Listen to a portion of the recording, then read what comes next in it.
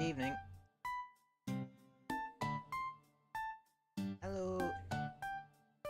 The eyes on beams. Huh. That would make a good catchphrase. Oh yeah, gonna be playing a bit of Warframe. Just waiting for pngtuber to load up.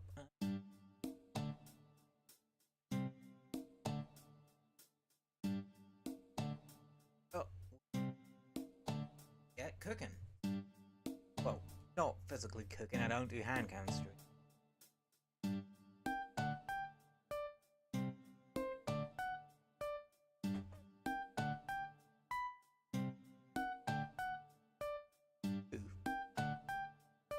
Apparently today's game award was free gallium.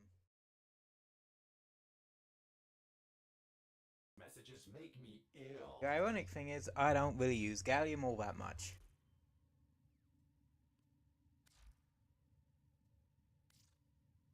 That's his fucking butt. For context, I have not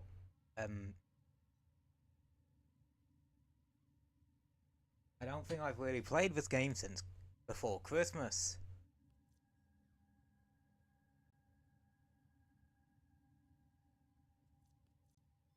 It's a cool skin.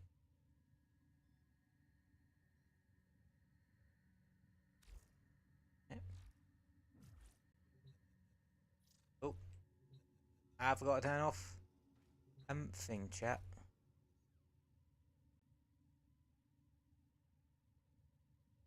Oh, okay, yeah, that shouldn't be bad.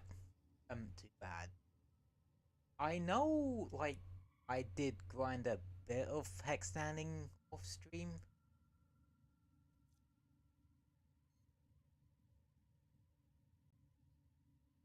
But,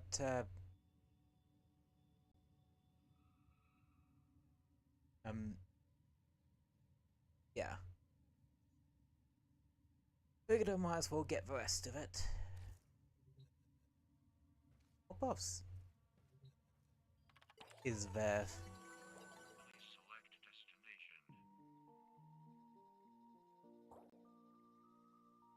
Gain. Vectors and canyons get plus 20. Then melee attack speed. Arcane, Endo. God. More arcanes. How much Endo is that? 6,000. If lost upon the plains outside cities, So, you may derive sustenance I keep forgetting this is like on a weekly cadence, so I am probably not getting that. Actually, I'm gonna check this.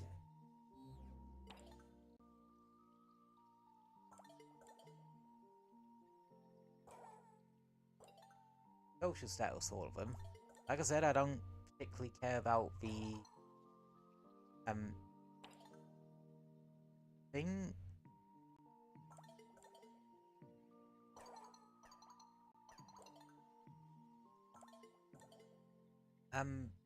The romance feature.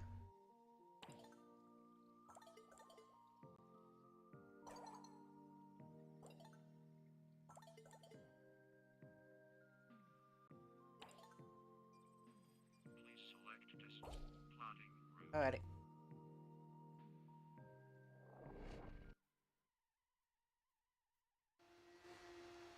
I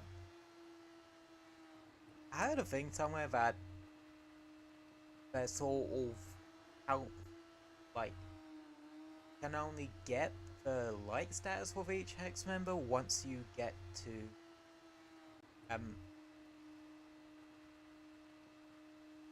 rank 3 with the syndicate.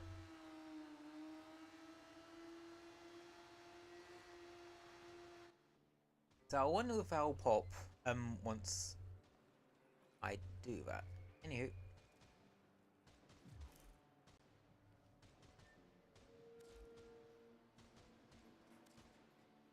Let us configure the weaponry. since we got a skin for it.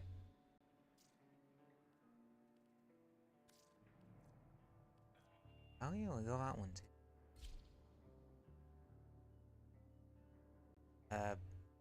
What's the default?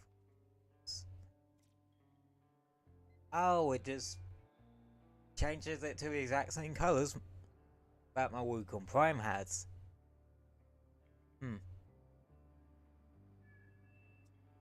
I'm not complaining.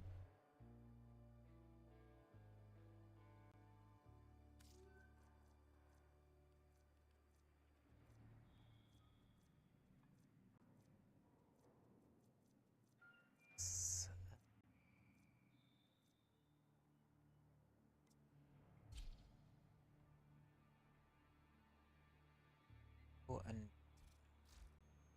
if I remember, radiation don't really do anything. So, where's cry rounds?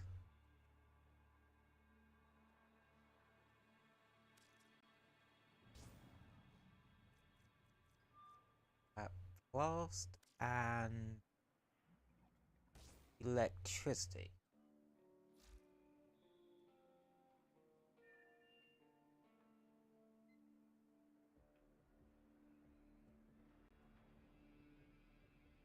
As for Warframe, I think we're good for sticking with good old rifle. Oh, that is a really pretty color scheme for what's that, like an ice prime? I have a color scheme there as well. Okay. See. Bounties, bounty.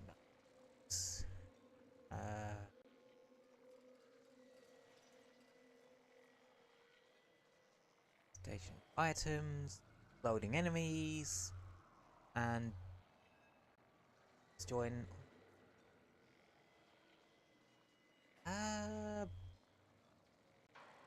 You know, I have no idea how beam weapons are with the tanks, so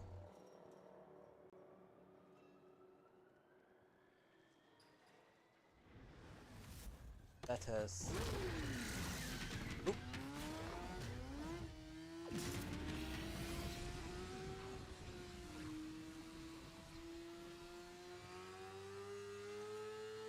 I still love the fact that Amir doesn't actually need an atomocycle to actually get from point A to point B.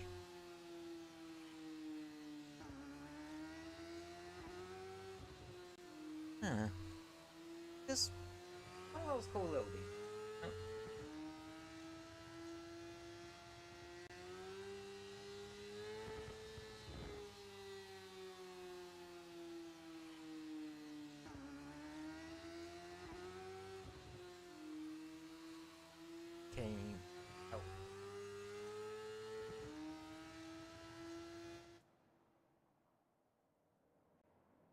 And it should finish loading in a second.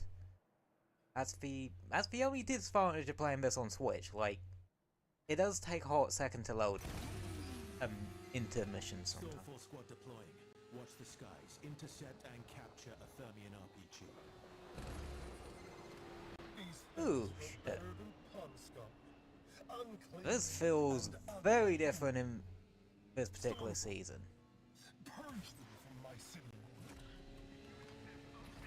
Whoa!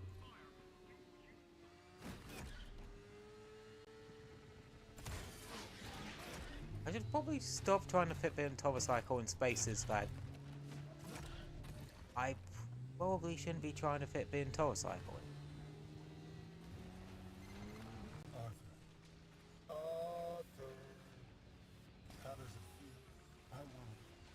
There they are.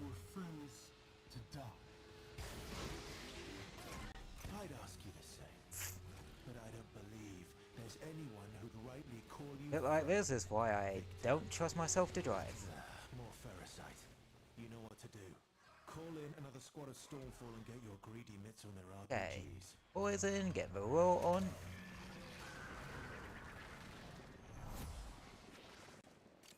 Let's get fucking cracking.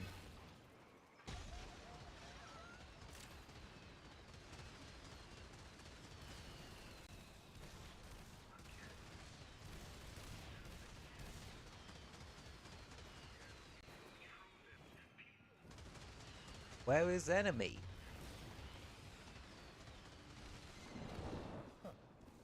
It's the hex again. Really? Okay. I want you to ask yourself, could this have been a paratrooper thing? Could Stormfall deal with that? Yeah? Okay.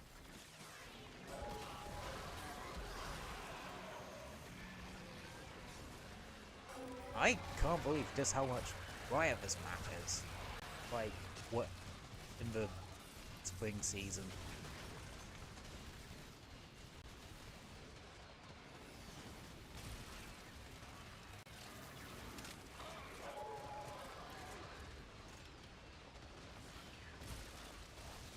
Like, seriously, this is really bright.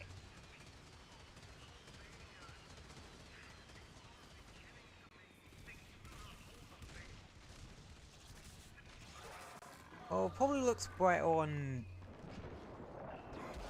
my end than it does yours, because for some reason Warframe tends to look very dark, like in the pre-vtuber doodle and PLS. Can't we just be friends?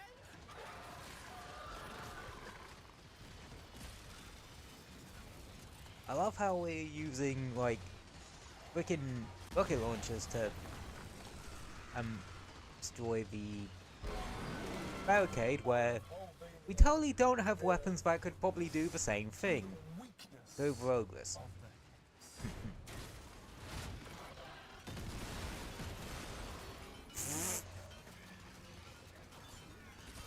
Right. How effective is this?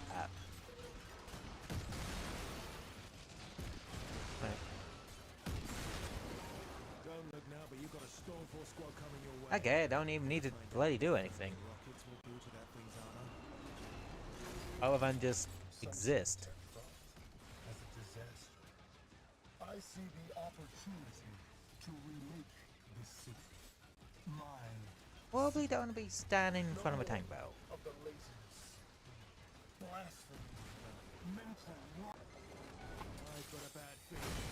Finish it off fast. Yeah. I don't remember the fastest first phase tank job had in a public squad. That was packing a nuker, Kuva nuker.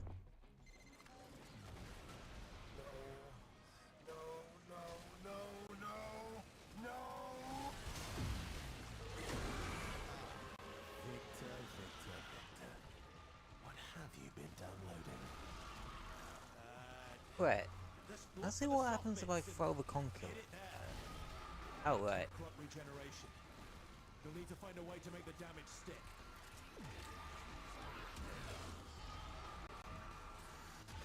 I think I got bullshit with Caliban's S2. Even though, like, it's really not used particularly much, it still has its uses.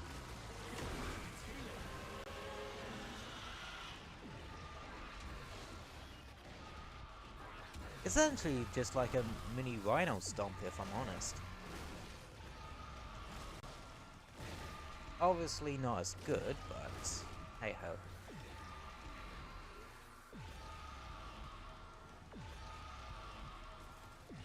Alright.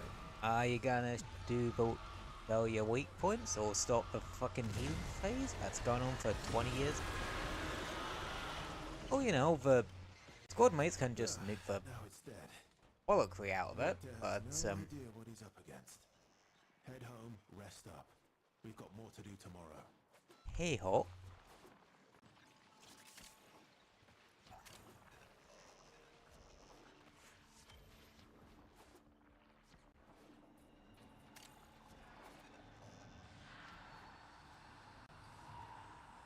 I'm not gonna lie, like, with this tile sets, there's bits of it I am a fan of, but there's also bits of it I'm not a fan of. I like the tile set generally. Like, I like the sort of city,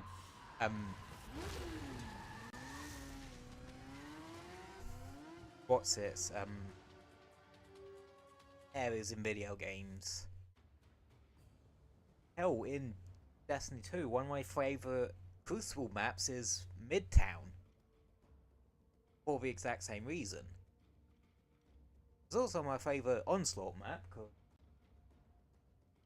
frankly I don't like Vostok generally, and Plaguelands, whilst I haven't played it in its new state, but I remember it being a bit of one of those longer sort of one.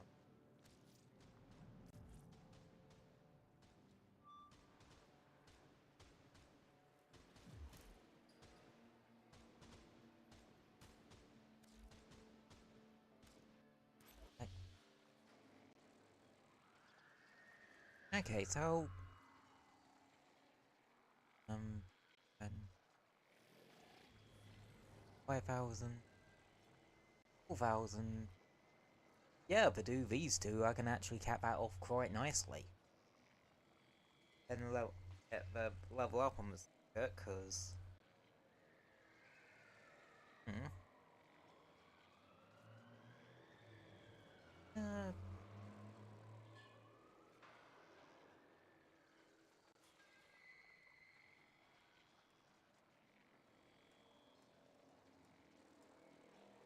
go from there.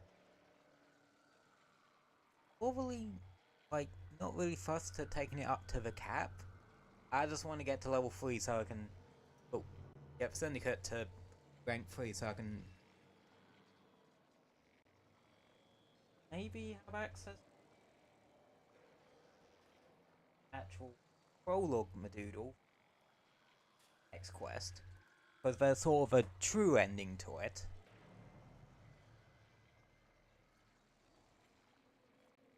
Actually, I am gonna do this one first in the squad, cause yeah, I don't like the underground bits of this tile set. And tech rock means underground having to stay in the underground bits of the tile set.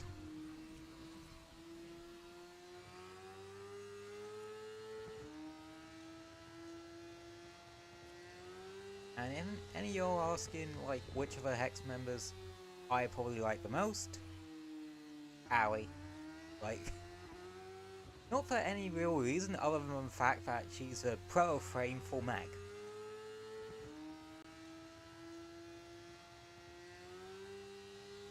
That's literally my only reason. And you all know that I love playing a bit of Mag every so often. Mag's probably one of my guilty pleasure warframes, if I had to say anything.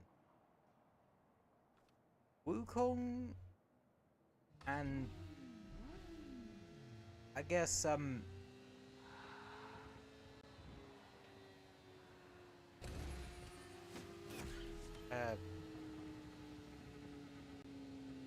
Wukong and Caliban, I'd say, are my get it done kind of warframes.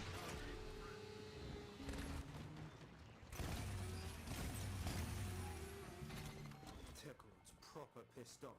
Okay, of every nook and crook. I say, let him come. okay.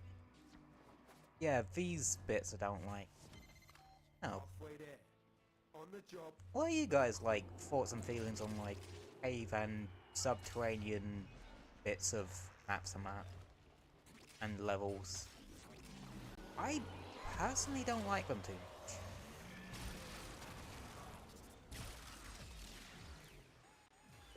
Okay, there's a Stynax that explains the Overguard. Because I know Stynax can give you a... I suppose the main two warframes you'd think for Overguard are like Dante and Rhino. It's especially Dante.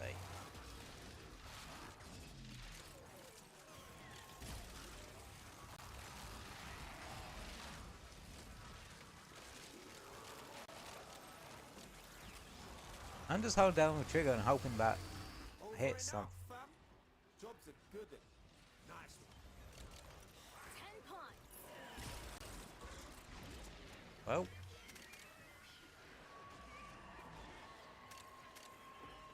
Okay then.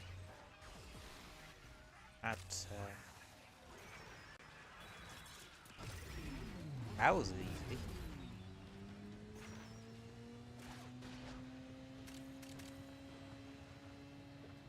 I don't think I really even needed to do anything. But that's public squads for you.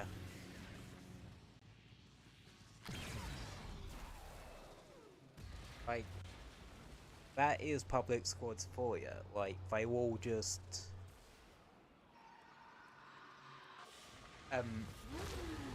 tell you through a mission, because they probably have like vastly superior weapons and warframes to yours.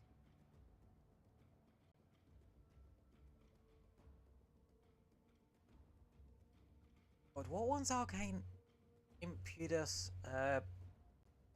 I know that ain't the companion one, the one that gives you power strength for your next cast on when your summons or companions. Does it get kills or hit thing? Also, if you guys don't know, I have a Kuba Lich at the moment. I'm being able to get rid of a fucker because, for one particular reason. I need, luck for it. That's one Requiem mod I do not have. Oh yes, Kuba Heck, Cold, Progenitor. Because I really want to do some ridiculous shit in mode. Like,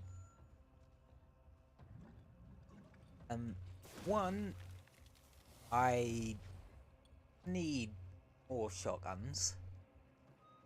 Two, I hear the Kuba Heck's pretty good, and hell up, like the heck. We all do, we all used it during our first excursions into Warframe. That's just how it goes. And, I want to see what happens when you bump up a multi-shot on a shotgun and put blast on it. Yeah, it was a stupid idea. What would be short? Cyber or Phoenix? Cyber, probably. Anyway. Hello, Northern. We are doing some syndicate standing just to get the syndicate to rank 3. I could probably do this one solo. Just because I want to show off how kind of surprisingly strong the current setup is. Like,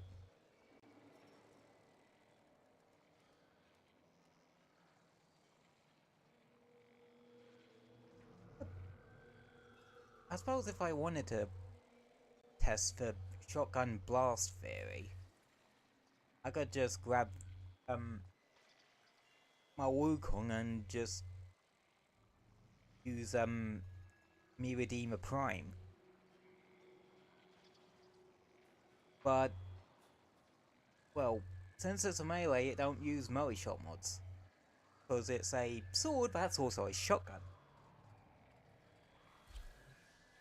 But,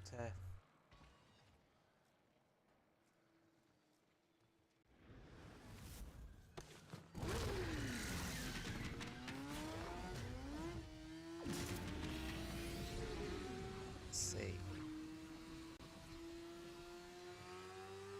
If you want to get an idea of, like,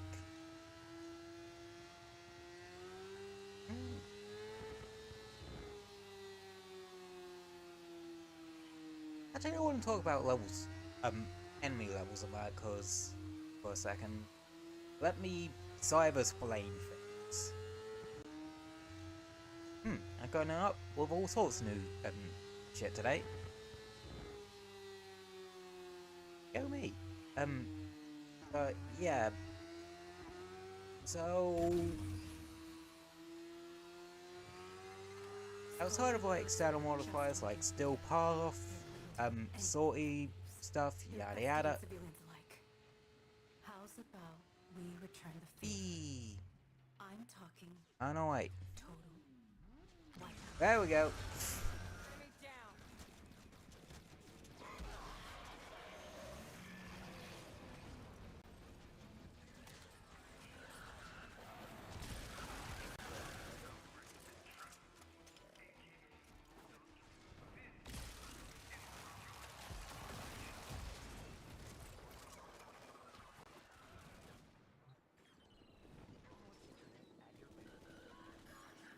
Oh, yes.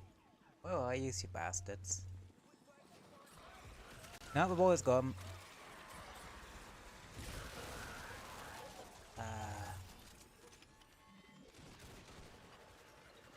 Oh yeah, enemy levels. They determine basically health, armor, all that sort of thing. Health, armor, shields, how much damage they do, basic stat stuff.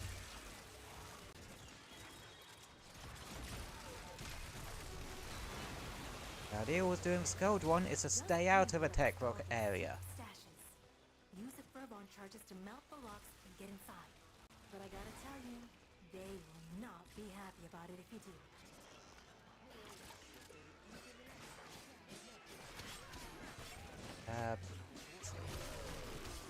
But yeah. So I'd say the kind of three sort of categories I would, oh, maybe four sort of categories I would class put level ranges in. 1 to 50, I would call that like starting level thing. You don't crack that Basically, it's gonna deadlock permanently. Clock sticking. Look for furball charges.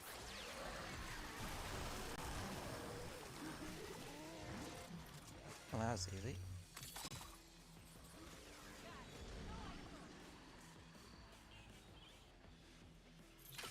Yeah, this power set there will be those caches around. You grab these charges to open them in a certain time frame, otherwise you're not getting what's inside it. You get 3 arcane out of it. So What? Their heaviest hitters are now yeah, on like the way. I would say 99 is very good for like that and the ability to dissolve them and then use that material to buy arcane packs from the whisper symbol all stuff.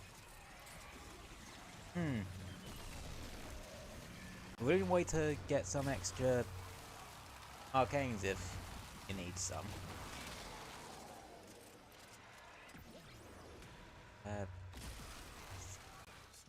Oh yeah, level range stuff. Sorry, I keep getting off topic.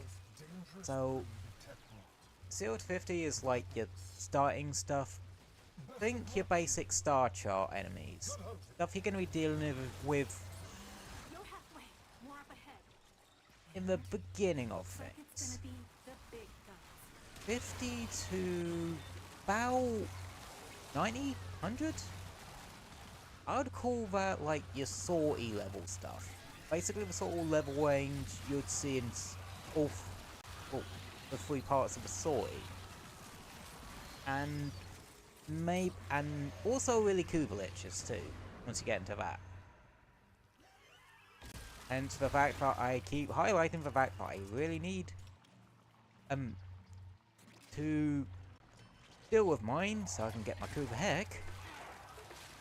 Except the only issue is Requiem mod farm thing is a pain in the butt because it's relics. Like void fissures and wait. I don't like void fissures. Oh. No, I don't mind void fissures. I just don't like the heavy amount of RNG involved in relics. Or I suppose it's not even like much RNG, it's more for waiting is bollocks. Yeah. I'd say 100 to about 150-ish. That's your still path level range. However, there you would be dealing with the still path modifier, which beats them up even further.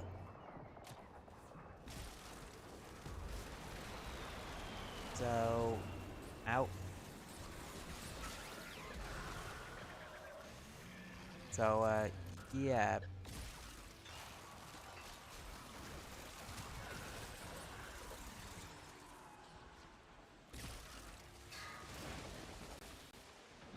I forgot I was meant to be destroying shit.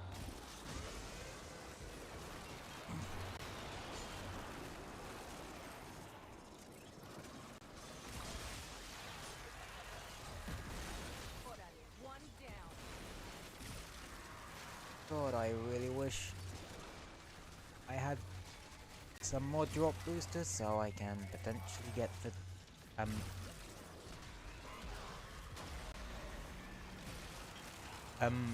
mod for the ore mod that make Caravan even fucking stronger.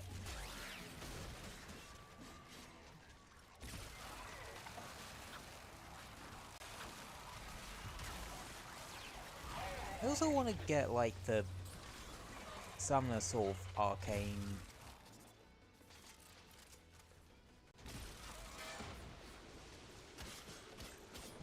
suppose that's how gravity works.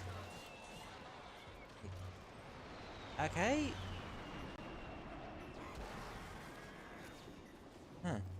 Oh that was some bulk physics.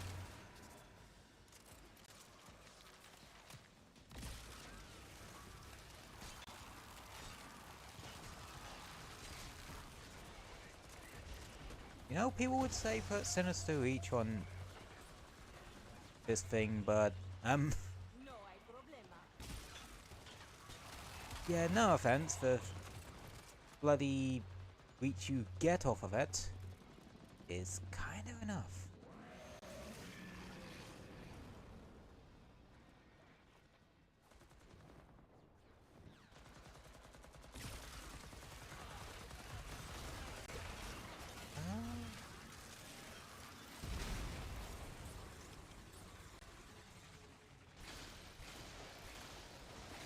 God, I love this little gun.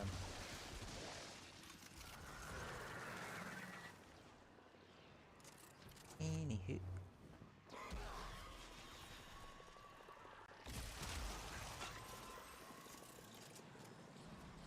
Over here. Please die, please die, please die. I hate these particular Xmas units. Please die, please die. I think it's dead. I couldn't see it in a blur of whatever the heck was going on there.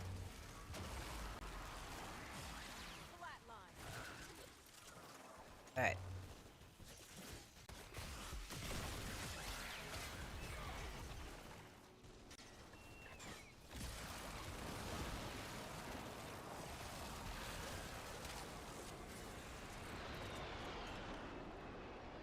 Again, like I said, Caliban's might get. Oh yeah, if you're wondering about like why I talked about my level range run, well, once you get anything past like 150, that's really just like high tier still path survival, well, endless mission type thing. Really. Like, unless you're a hardcore player or are doing still path circuit, you're not really going to be going anywhere near that.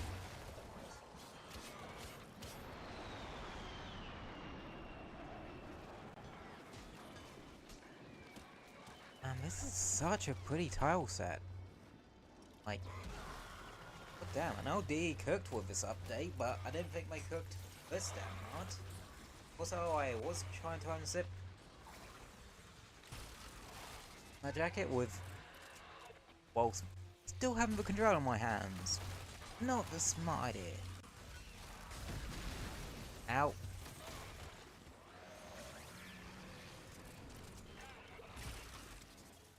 Hardcore players have plane damage.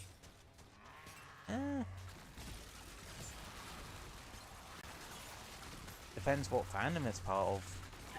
Like, because the Warframe community, yeah, they're actually very willing to help new players out and stuff. Sometimes to a fault, I will admit. I've seen them get a little bit backseaty with streamers picking up Warframe. But I think that's more they're just that willing to help, but I don't think the concept of backseating really flashes in their mind. Which, fair enough. Yeah. If you get stuck with Warframe at all on that, literally just asking, go into a forum or something. It's all the same for all niche communities. Yeah, like, they will help out new people. Though sometimes they can get a bit backseated about it. Or more, they tell you bad advice without you even asking for it sometimes. I know. Because lately a lot of new people have gotten into it. Including some streamers and that. And I have seen in their chats that they do go overboard with how much advice they do give. It's not a bad thing per se, it's just something, well, not a terrible thing, but yeah, I can imagine it can border on getting a bit backseaty. Oh, I got the worthy camaraderie aura. What's that one do again? No,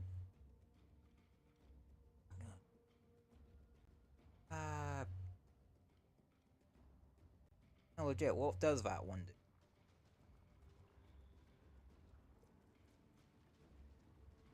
Oh, yeah. You can't see it cause my melon's in the way. It says squad received plus 12.5% weak point critical chance. Basically, if you hit the weak point, you have more chance to do a crit. Which, yeah, there's... I would say, like, the mods that were introduced in Warframe 999, well, in this update, sort of come in one of four categories. Stealth-based ones, because the new Warframe Site 09 is a stealth frame that has a exalted sniper rifle and as such focuses on weak point damage. Weak point damage for the same reasons I listed above. Summons and companions with like the new aura and the new arcane, and magnetic. Weapons val, well, mods val give you base magnetic on here.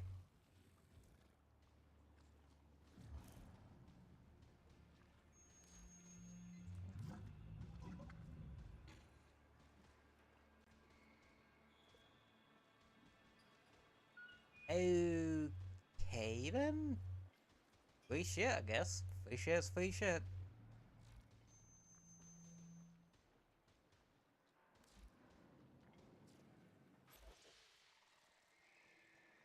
Okay, yep, I'm at the cap. Right. Here. I have a moment. Yep. So to rank up as what? Get well, max standing for that particular rank. Hold. And go to the vendor or something for that syndicate. Click on rank up and sacrifice the doodles you need in order to it asks for. Like, the easiest ones to rank up or just your normal like base game syndicates, if you will, like Steel Meridian and or Cephalon Suda and those ones. That sort of thing. And honestly, With your help, we're turning things yeah, around. like syndicate This wise, is for you. when you first start out in Warframe, yeah, it's a good idea to get to ranking those up early. Because once you get those particular syndicates to rank 5, you can get your Warframe ability augments from them.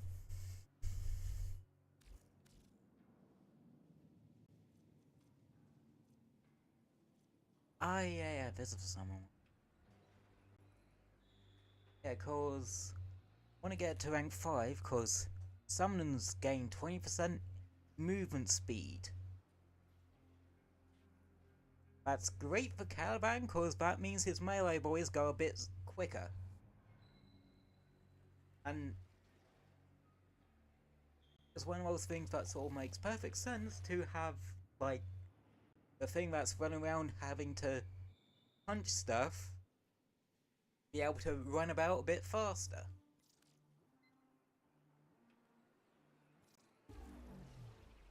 Hop on text for a second. The team got you something.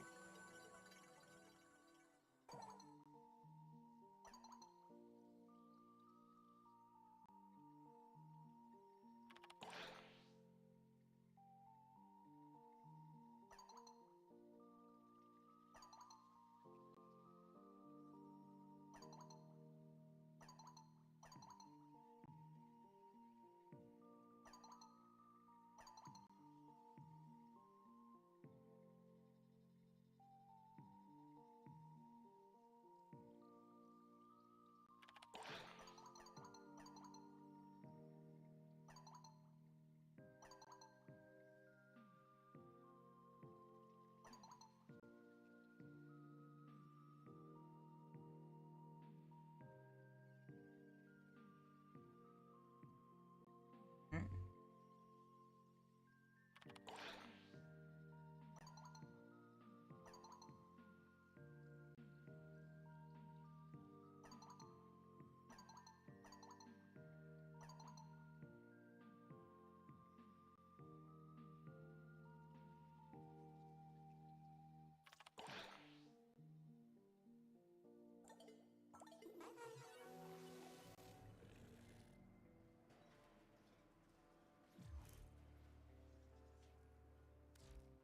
Check the... I can't check the...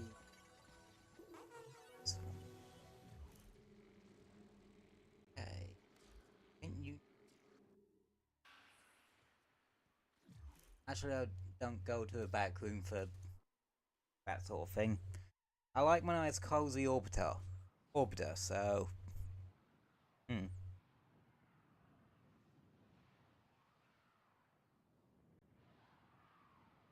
Yeah, because you can change your base of operations from your orbiter to the backrooms of a Halvania Mall. A new quest is available in your codex.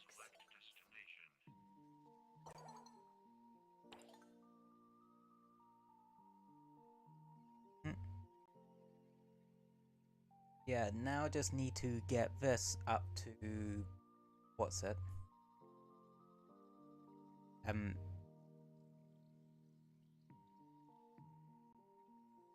To liked, and then you can go on to the thing, the prologue stuff.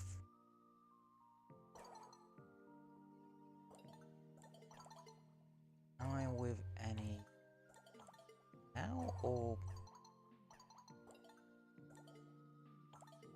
okay, so I need to, yeah, I think I need to now do that. Okay.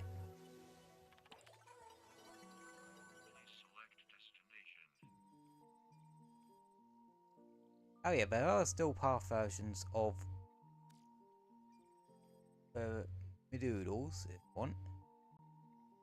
Oh right, it's probably more like 100 to 200 is still path sort of.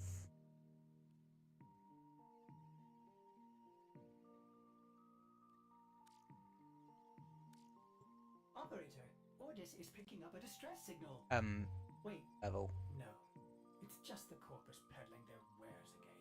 Shut off the emergency frequency. Yeah.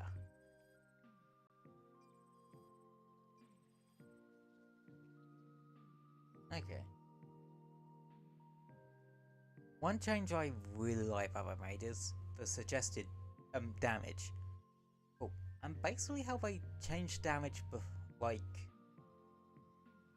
too. Cause what they used to do before is like have different shield, flesh and armor types, which had resistances and weaknesses from there. But then they changed it so it's sort of based off a faction rather than that. That way it makes it a bit easier to mod for. Like, Grenier and Haldra will be corrosive. Corpus will be toxin, they'll be weak to toxin. Techrot, acid magnetic for some reason. I suppose they are mainly machine that's been taken over, so it kinda makes sense. And stuff like that.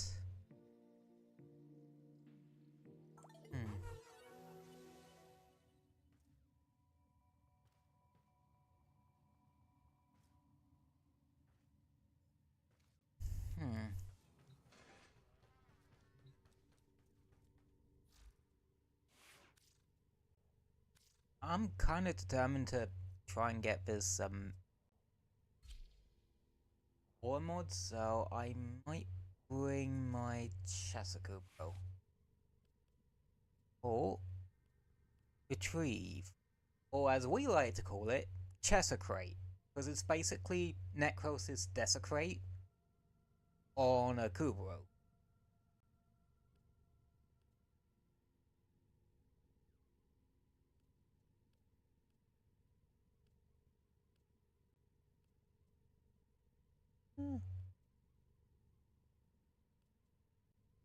Recharge? No.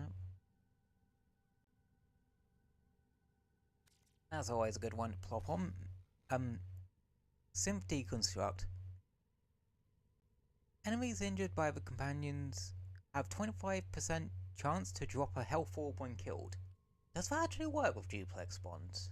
Because that ain't a ability mod, so it won't count for this. See there, like, bones live 30 seconds and cannot use abilities. The kills have a 50% chance of dropping energy orbs. So really, something like this, yeah, help with energy needs, especially if you got equilibrium equipped on your companion.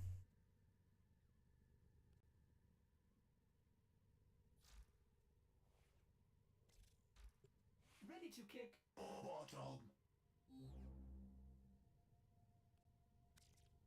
Yeah, I really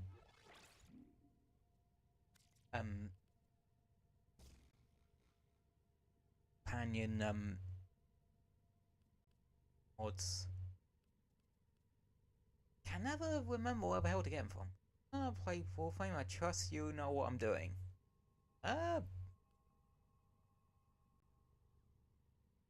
Yeah, mostly. Like, there are still some things I'm not knowledgeable on, but vast majority of Warframe, I am. Like, I know how the modding system works, like, how to mod for different elements and that sort of thing.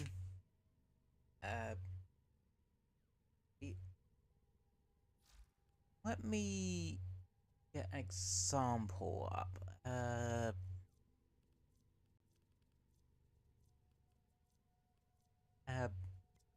Yeah, my good old faithful. Because yeah. So basically,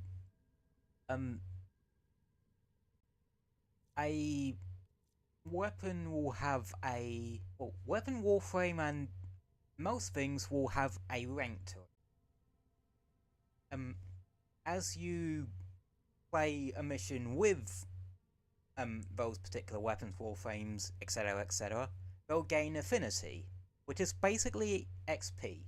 When they gain enough XP, they go up to the next rank, and so on and so forth till their max rank. Typically, the max is 30, but there's some exception like Kuva weapons and Tenant weapons that can actually have more ranks and mod capacity, because that's tied to the rank of something. Like, if something is rank 30, it will have 30 mod capacity. And then you plug in a Orokin Catalyst into it, that doubles your mod capacity. And you see the little symbols on the actual mods themselves? Those are called polarities. And mod slots can have polarities. And if you put something of a particular mod, put a mod of a polarity into a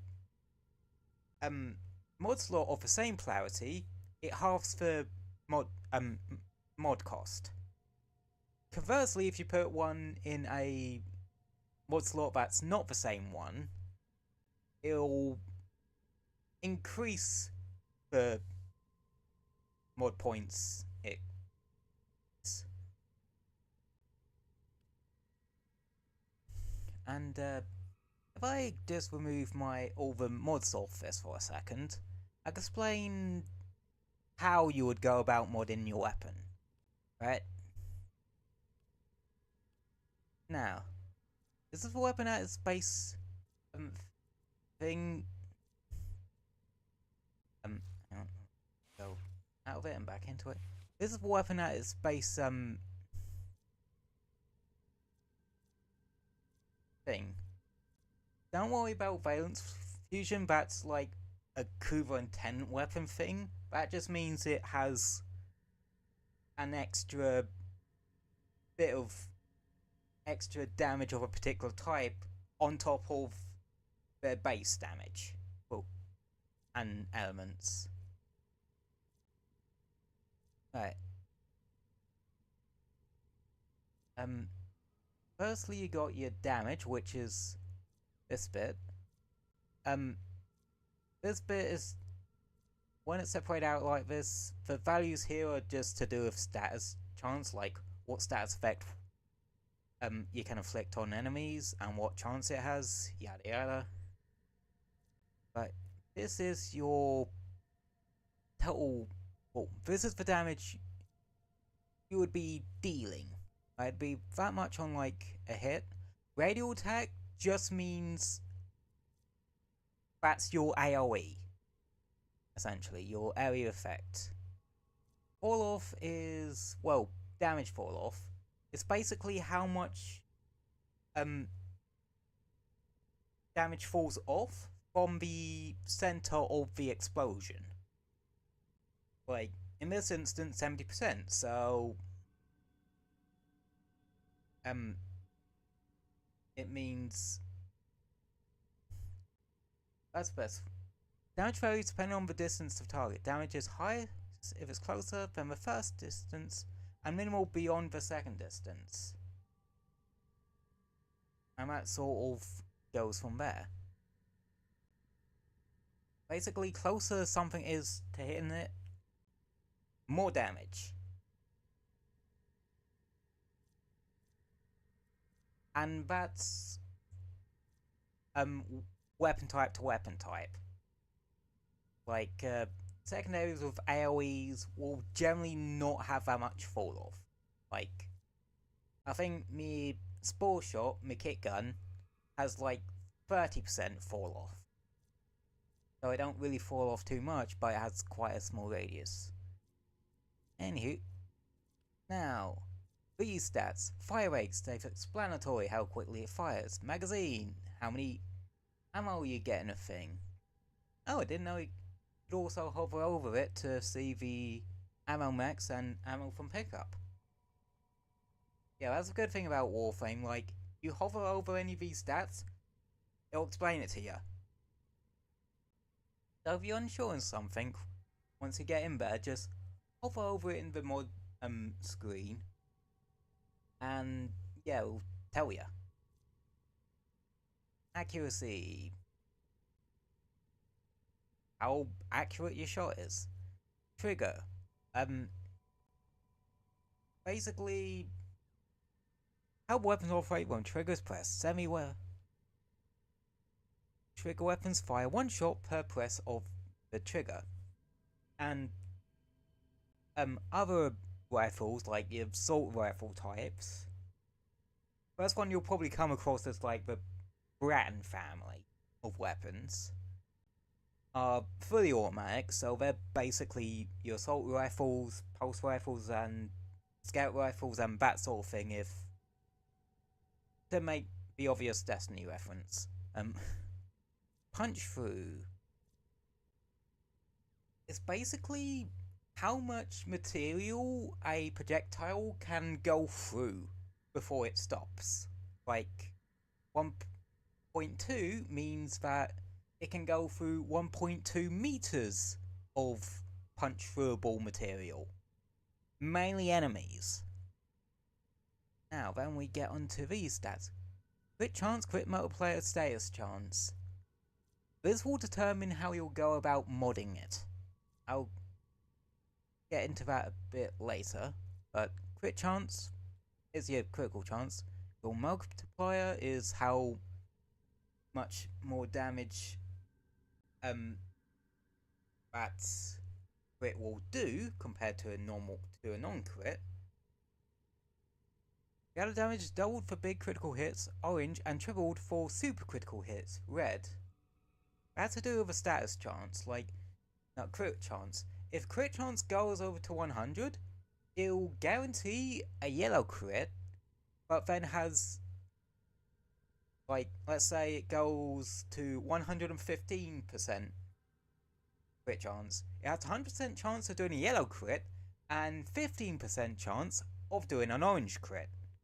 And that can actually scale up to, like, over 200% crit, depending on, like, other factors, like Warframe abilities and arcanes and complicated shit like that. Status chance. It's, well, the chance you have of inflicting status effects. And the weighting of what status it will be is determined by how much of a particular element something will have. Like, on the direct hit for the Kuvaton core, it has 70% status, which is below average status chance. Like, 20 sort of your good thing, anything above that makes it better for either crit or status. Anything below that will make it below average. But with crit you also have to factor in the crit multiplier. Like 2 times is your baseline, anything better than that, good, anything lower than that, not so good. And yeah, much like crit, if you go over 100% status, you'll get a special effect, which is you have a chance to inflict multiple status effects. You always inflict one status effect, but you have that remaining chance to inflict another one. Like, if you have a pure radiation weapon that like has over 100 status, 100% status, like 120 or something, you have a chance of inflicting 2 radiation procs instead of 1. Yeah, there's a lot to it, but like just hovering over the individual stats, yeah, really gonna help you. Right, so now that I've ham-fistedly explained that, now time to ham-fistedly explain the way people typically mod stuff. Oh yeah, I also forgot, Former. Basically, it allows you to change the polarity on a particular mod slot, but it will reset the weapon back to unranked, so you have to level it back up again. But there are places like, once you really get into the sort of thing where you need a comprehensive build for your weaponry and Warframe, there are places you can, and mission nodes you can go specifically for leveling stuff up. Like, Hydron and Sedna's probably going to be the first one you hear about, because it's sort of the OG one. Not so great for leveling Warframes, but that's because Warframes are a bit harder to level anyway, but great for leveling weapons. If you bring only the weapon you're leveling into that mission, and go public, or do a public lobby, and go for 10 waves, because it's a defense mission, like, 9 times out of 10, you'll get it to rank 30. This is what you need. And the radio at my desk is really radiating. Very warm. Yeah. So, have your thing. What do you mod it for? What do you start with? Well, firstly, you start with damage, like flat damage. Your main way is gonna be through stuff like serration. There's shotgun one, secondary one, and a melee one. Well, late game, people get their flat damage out of primary arcanes instead. Next point is multi-shot. What is it? Hang on, the stat will probably show up when I plug in a multi-shot mod. A multi-shot. The number of damage instances fired per shot without consuming additional ammo. Each damage instance has its own chance to apply critical hits or status effects. Basically, it's the chance to fire a second projectile out of that one bit of ammo you use. Like, here, when I pull the trigger, I have a 9% chance of a second grenade coming out of that shot as well.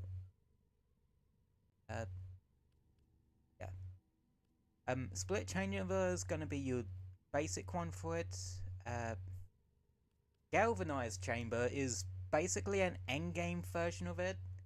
It's a bit less sort of base multi-shot, but on kill you get even more multi-shot for like 20 seconds. Like Borderlands with extra steps. I've never played Borderlands, so I can't really... Yeah, I really don't know that one, but I'm taking your word for it. Yeah. So yeah. Then, cause this has good critical chance, like superb critical chance actually, 30's actually rather good. you then want crit chance, and where is vital sense? Crit damage.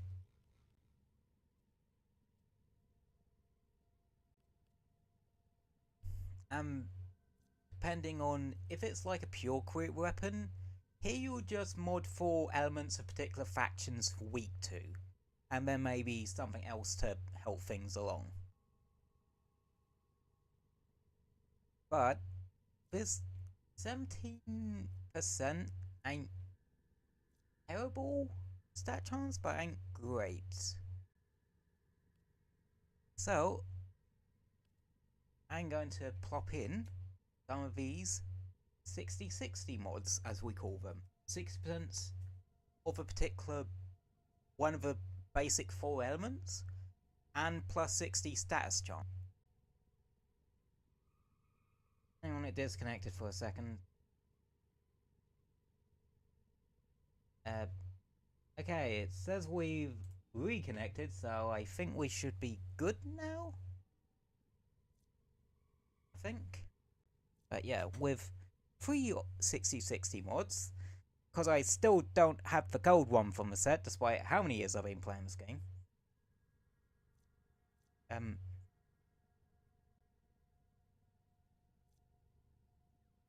We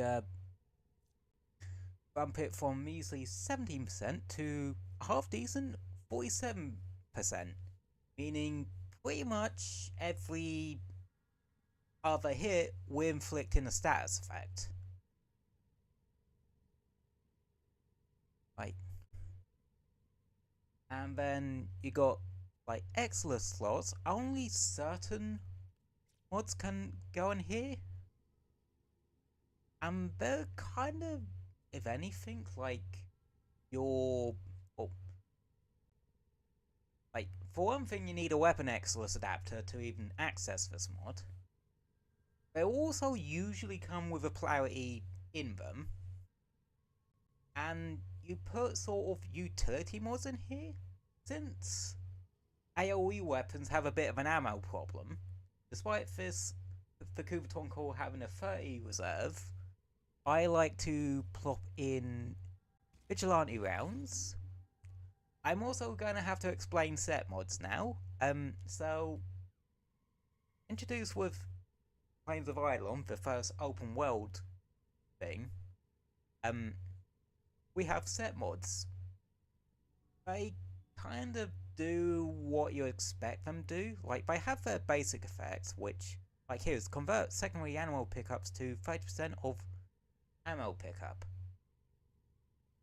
And then your set bonus, like for vigilante set, 10% chance to enhance critical hits from primary weapons. Basically, it makes it so it has a chance to go from yellow, what would normally be a yellow crit, to an orange crit, and would normally be an orange crit to a red crit. Yeah, if you can get something with over, you can get one of the vigilante mods, which if you spend any time on the Plains of Eidolon, you probably either have vigilante supplies or vigilante armaments, which is a multi-shot mod.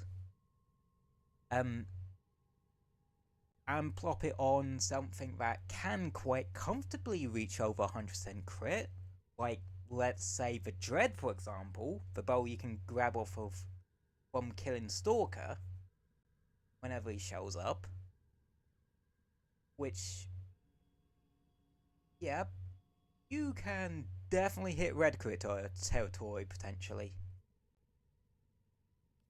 Anywho, we have one last mod slot here. Again, it really depends what you're modding it for and that sort of thing. There's vigilante armaments. Now it says like I have 2 notches on it, even though I have 1 equipped. It takes into account all the set mods from your entire loadout. Like,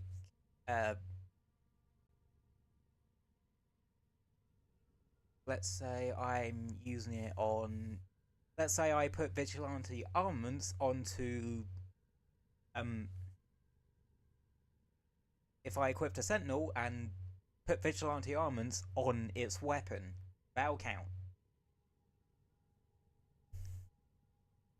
Hence why set mods tend to be spread out across pretty much your entire loadout.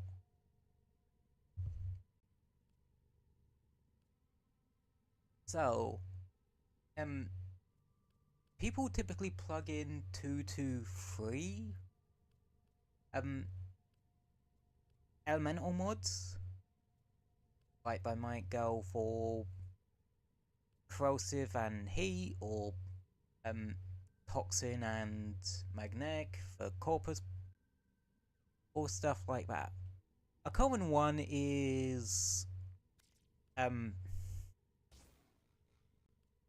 viral and something, usually heat.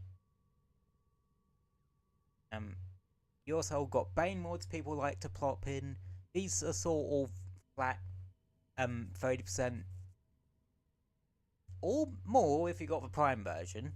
Yeah, Prime mods are just basically mods, but they cost more resources to rank up.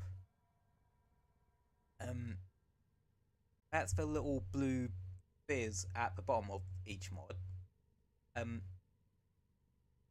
Use up more mod polarity, more mod space, but they have stronger effects. Like, Prime Continuity will give you more energy or ability duration on your warframes than normal continuity. But I'll get into modern warframes in a second because that's a whole different kettle of fish. But crit weapons, what people like to do is use this particular set mod. Let me grab a lower rank cryo rounds so I can plot that in. Anti-munitions, something that's usually have to go, and no props. Hope you have a great day, Nova. Yeah. Munitions, something that typically is only used for crit weapons. Have a nice rest of the stream. Thank you. Have a wonderful rest of your day. Yeah. Anti-munitions only really works on crit weapons, cause what it does, 30% chance of applying a slash status effect on a critical on a crit. What slash does is damage over time, but ignores armor. Viral, if I can fit it. Viral increases damage to help up to 325% with multiple stacks for a short duration. And slash ignores armor.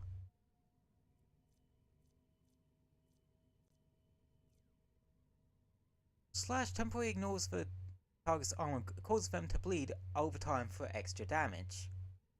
Basically, it's hitting the health, base health, over time for extra damage. Yeah, that's one thing to know about endgame in Warframe. A lot of people say damage over time is really powerful. He's similar. Well, I thought he used to do damage over time. Guess they changed it. But that also reduces their armor up to 30% with multiple stacks. It also causes them to panic, so it's good CC type thing. But this would be doing mainly viral with heat as its secondary. Yeah, this little hover over is very useful because it really does help you get a better idea of, like, okay, what chance of status is going to be a thing. And of course, all this is increasing your damage which means you can take on higher level enemies. Yeah, you can replace this with anything else. This is your typical end game-ish. I'm not super hardcore, so I don't really go up to anything too crazy. Well, I have tried Still Path Circuit a fair few times for Incarnate adapters, and holy shit, the levels get ridiculous very quickly there.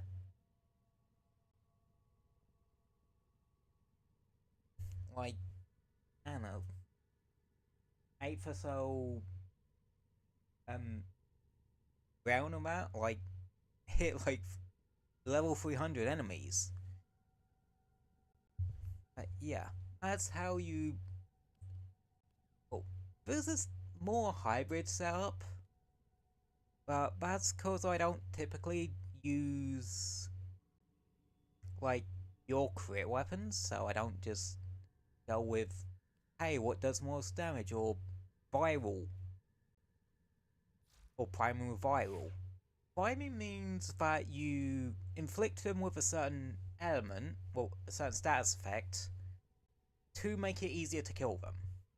Like,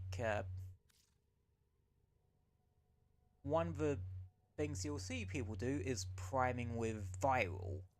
Where are you?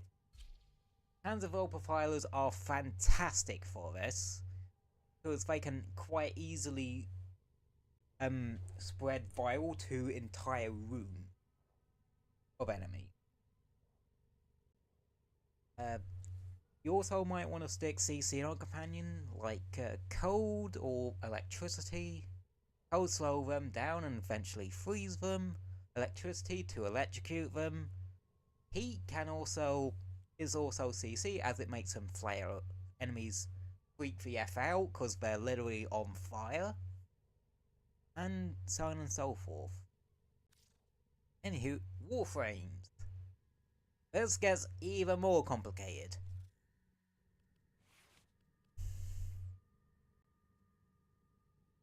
So, with Warframes, unlike with weapons, whereas weapons, there's generally, you have your sort of basic setup, and then you just deviate it depending on what you want to mess about with. Warframes, yeah, you could literally mod them to do goddamn anything if you will it hard enough. Warframes have abilities. Firstly, they have a passive.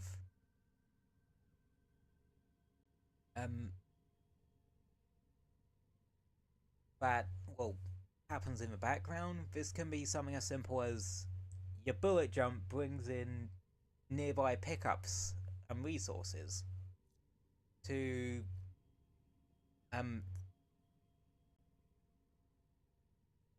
bootleg adaptation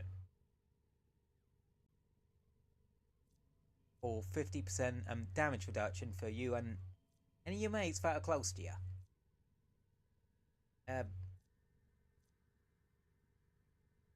Then you have your first ability, second ability, third ability, and fourth ability, with different energy drains and that sort of thing. Now, the reason why the Caliban's first is different on this config is because I've used a system called Subsuming, which allows you to sacrifice a Warframe, and then you can get the ability to put one of its abilities onto other Warframes. Like here, I put Rhino's Roar instead of Caliban's first. And yeah, you're mainly going to be modding for two things: survivability, well, three things actually: survivability, energy, and their abilities. Firstly, Ore mod. These does very different things. You kind of need to read those. Use ones depending on your build or your Warframe. All mods have polarities, and if you put something with the correct, an ore mod with the correct polarity, you get extra mod capacity. you got these things called corrupted mods, which reduces one warframe or one ability or one stat of a of the ability stats of a warframe to improve another, and so on and so forth. Low is very important as, well, this is your maximum, increases the max amount of energy, and if I actually remember, I really gotta put in another formula in there so I can maybe plop something. Anywho, yeah, see how when I put in prime flow, the energy just shot up? Yeah, that's just how much energy you have. Other stuff, health, and that sort of thing. These Umbral mods are kind of a spoiler, but you'll get there when you get there. Warframes have Exodus mods, and Warframes have 2 arcane slots. And so now I'm going to go into them properly. So basically, the bits that allow you to sort of conditional effects that can beef you up.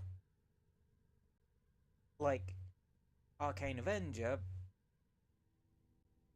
when hurt, 21% chance for plus 45% crit chance to your weapons. So, like base, that's a plus 45% on top of what vtuber already has. After modding, which is 75%, that would raise it up to, if I remember, 120?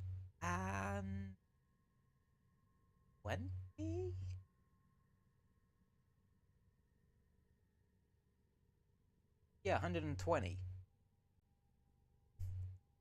And now you see why arcanes can be pretty damn powerful. You have to go into them and rank them up, which, yeah, you're going to need a lot of a particular copy of Arcane.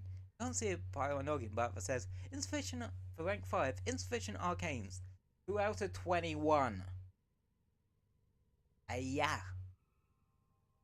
You can get arcanes various ways nowadays.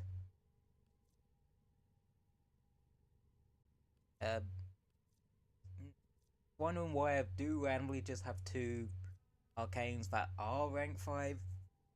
I think they were just handing them out, or I think I got them from like one of the events. I think it was Scarlet Spear actually. Yeah, event that happened just before New War, during that sort of story arc. I fucking love that quest. And that sort of thing.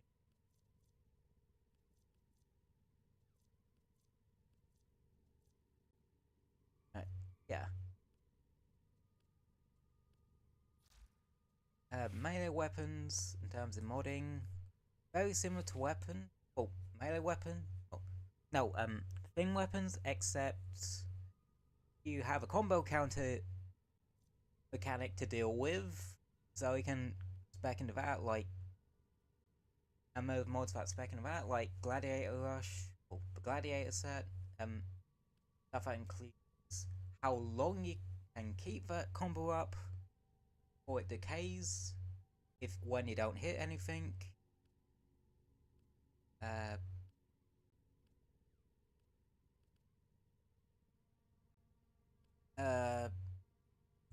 don't have it clipped on this.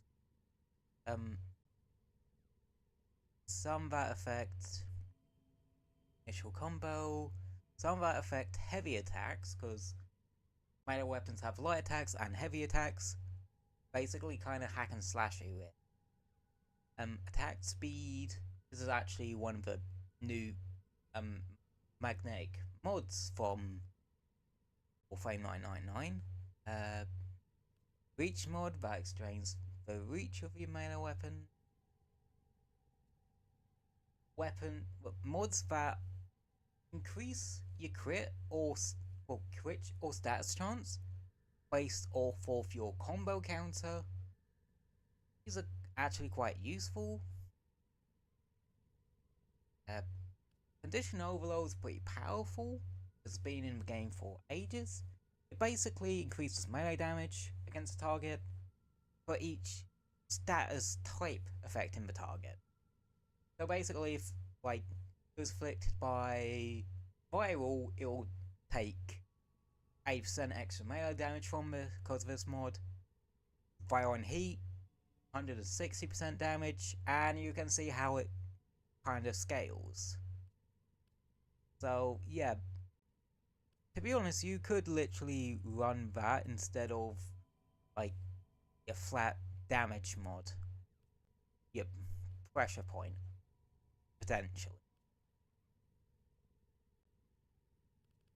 There is also one for the crit chance one. I do have that. It'll be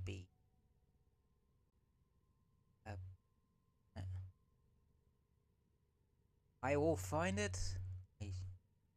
Aha, Blood Rush. Same thing, but with your crit chance instead of your stats chance, etc., etc. Attack speed. I think I actually have. Yeah, I have a prime version of both Fury and Reach. Yeah, I have a good couple of prime mods. And yeah, so on and so forth.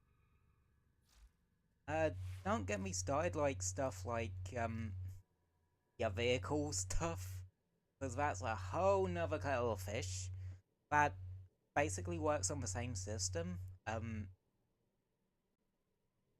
With Arkwing, you have with both your Arkwing and Necromech, you have like your Arkwing or Necromech, melee and for Arkwing at least, melee and arc guns. Arc melees are arc guns that can usually only be used in Arkwing missions or on your Necromech. Necromech, you can start grabbing the materials to make after Heart Deimos. Arkwing, you can start putting together. Oh, you actually get the Honor for free once you complete the quest, the Arkwing. I actually have a second one. Yeah.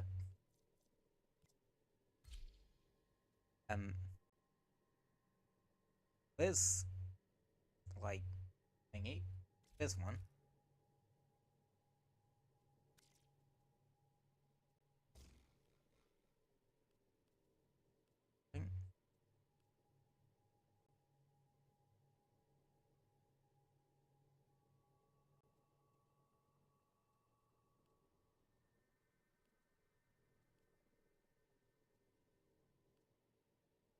And yeah, it works exactly like Warframes, essentially, just without the aura mods and that sort of thing. Arc melees you can only use on your Arkwing, whereas an arc gun you can use it on your Arkwing or your Necromech. Yeah, there are Kuva arc guns. Those starting with Kuva Litches. There's the Kuva Younger and the Kuva Grattler. The Kuva Grattler is considered the best arc gun in the game, with Kuva Younger being just under that. But I got mine way before the Kuva Grattler was even a thing, so yeah, that's why I have that and not the Kuva Grattler. Necromechs you can use in open worlds and in specific mission types. Like Conjunction Survival, you can grab your Necromech out for a couple of minutes. arc wings. To use those in the open world, you need to make yourself an arc wing launcher segment and use the gear item to summon it. Same dealio with K drives. You get a basic one for free, so you don't even really need that. Hell, like, you don't really need to use a cave drive that much anyway, because you can just pop into your Arcwing when you get access to it. But with how early you do the Fortuna quest anyway, which will give you K-Drive, yeah, you're probably going to be using that before you really start with Arcwing launchers. And I don't really suggest you jump into the open world content that early anyway. Like, I would definitely suggest that you wait to. I would say wait till like you've gone through the star chart.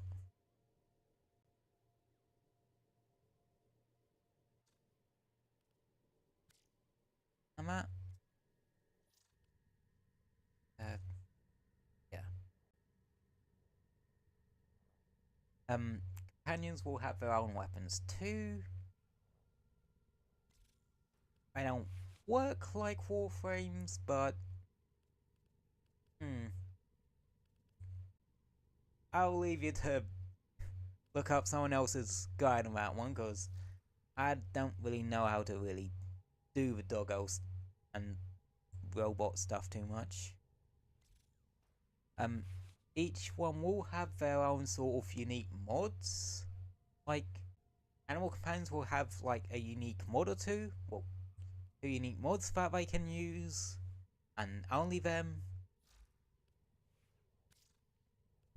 Sentinels will have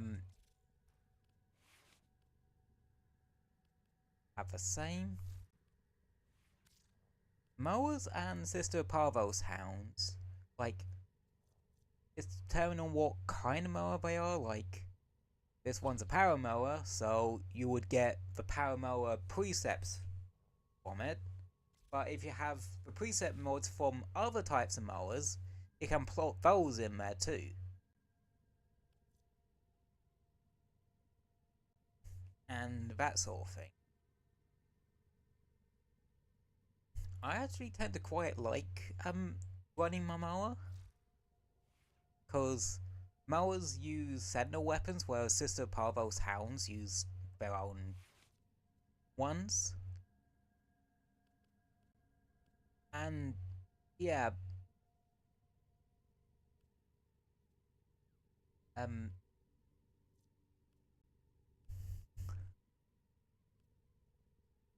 with this particular sentinel weapon, I really want to get Chilling Contagion, which basically makes it so when it hits something with cold, it spreads to nearby enemies, and that can lead to stuff getting frozen very quickly, because it will always have innate cold in it because of its unique trait.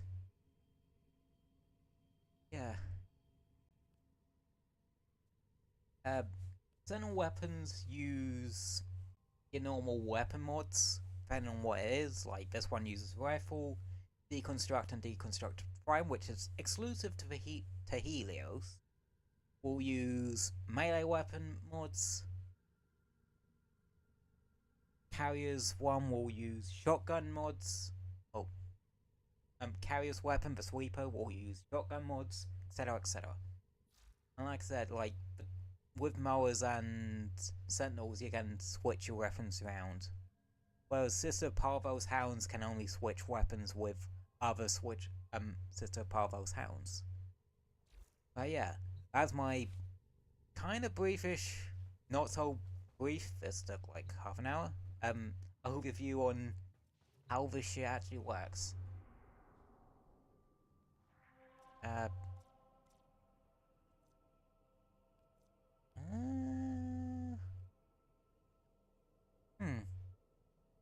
Do I want to go F it and just do the sortie real quick?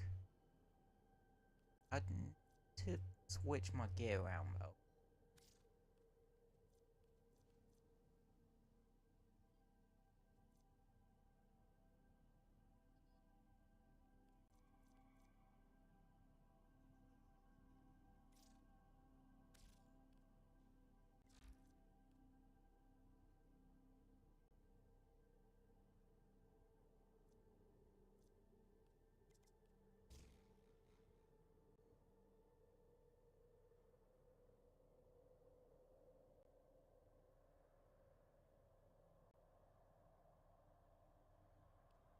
Yeah, with rifle amplitude and like 366 mods, the Kuvogers can jump up to ludicrous stat chance.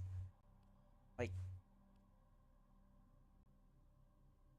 it's gonna get even crazier if I ever get galvanized amplitude, because it's rifle amplitude with the added, and that is also condition overload.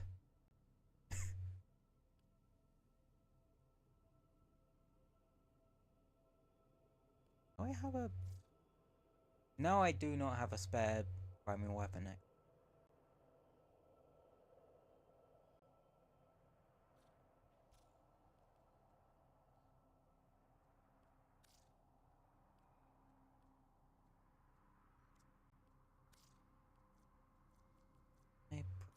That should do.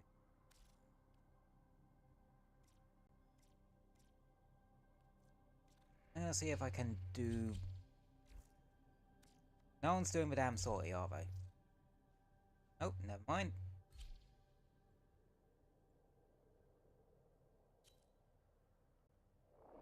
Yeah, gonna do finish things off by doing the sortie for the day. Shouldn't take that long.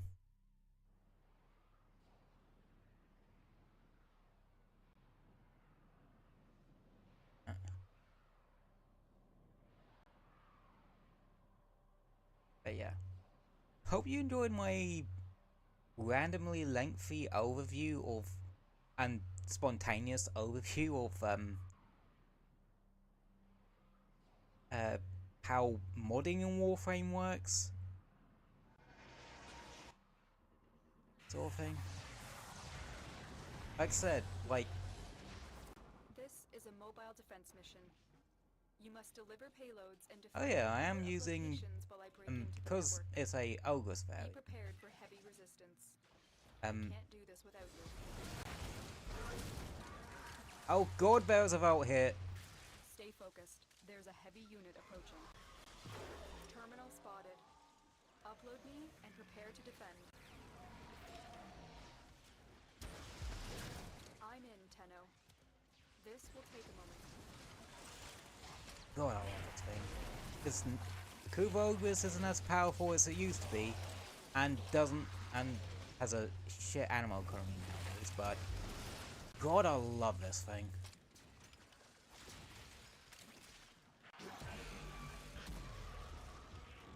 What I love about Caravan's Fusion Strike, if you're using your melee boys, like your melee summons, they'll join in on that too. Like, they'll do miniature versions of it. Still working on it.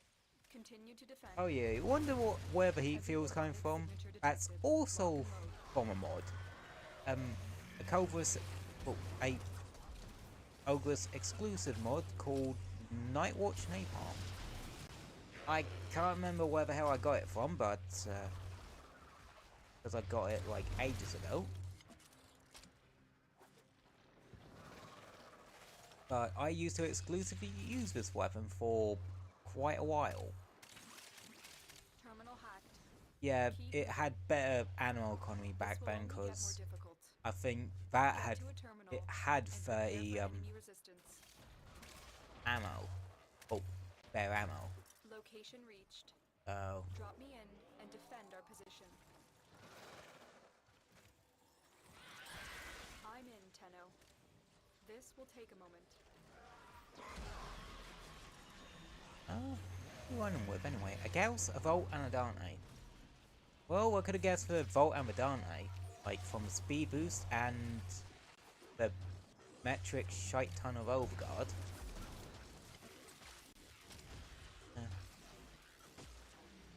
That's probably from a Gauss then, because that's probably Thermal Thunder or something. And now, like,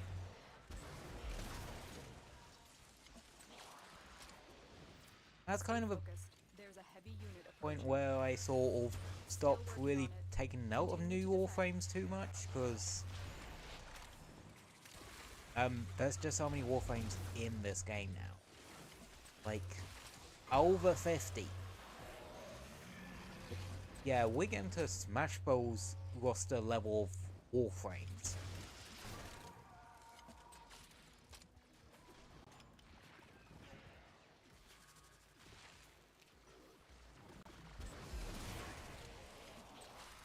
I don't know why a mod must sentinel like the attacks for radiation when it's just gonna freeze everything, so the enemy that's gonna do the friendly firing, because radiation makes it so an enemy gets confused and starts attacking other enemies,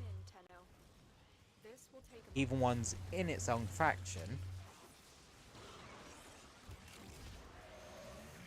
Because different factions will shoot at each other. Like, the Grenadier and Corpus don't quite like each other that much, and Scourger kinda don't want the tech running about. No one does.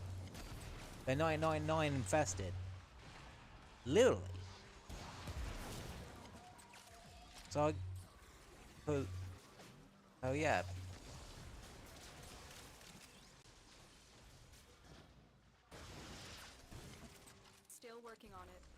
Hence why the bit they had to delay were the infested coda, which is basically infested litches.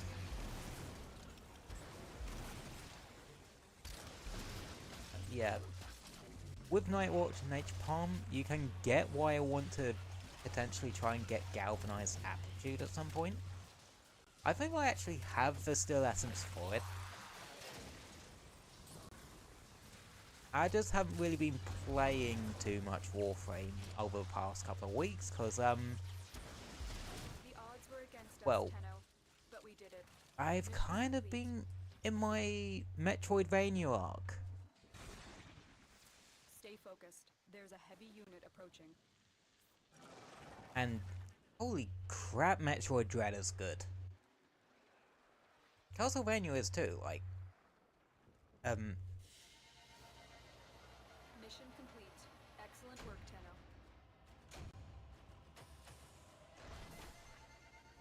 because that's the other thing I got for Christmas, the Castlevania Advance Collection.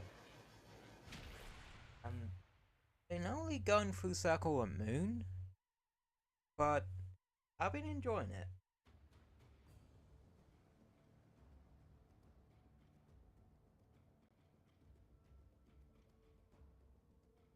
Well, it is a bit grindy. Hopefully the other, like, Harmony Dissonance and Aria Sorrow aren't as grindy. Also, I just love the fucking subtitles for them.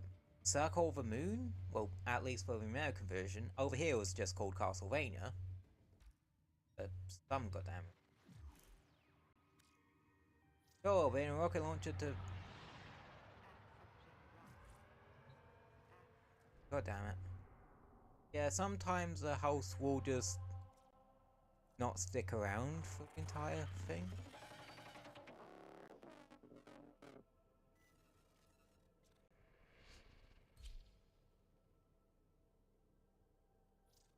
So you just kind of have to EQ into. It's annoying when it happens, but sometimes people don't always have the time of day to do the entire thing. Like, they probably do the first one and then come back for the others. Or do the first one and then go, shit, the second one's a spy mission. Like, rescue sortie missions like aren't that bad.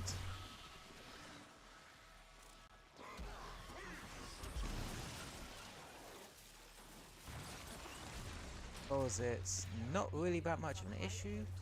The moment you enter the holding area, they'll trigger the execution sequence. Rescue the hostage before it finishes. Spy? Hell no. You need to make sure you Stay focused. do There's all a of heavy them. unit approaching. We've got robots inbound. Hurry up. You are running out of time. Bypass complete. You may proceed.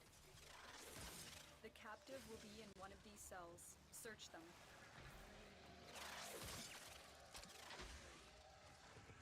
Yeah.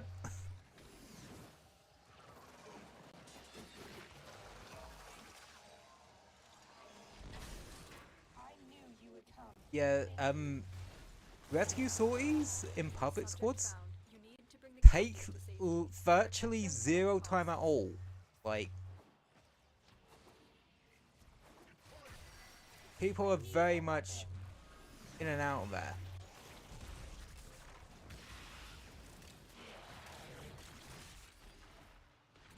You just gotta make sure the hostage survives long enough for everyone to actually get to extraction.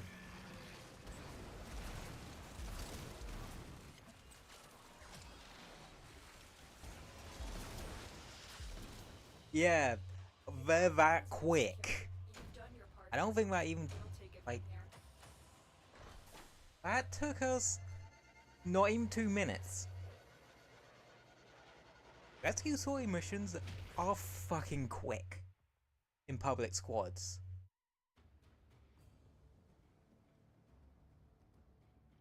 And yeah, there was a vote in the squad again. That looks like a vote prime actually.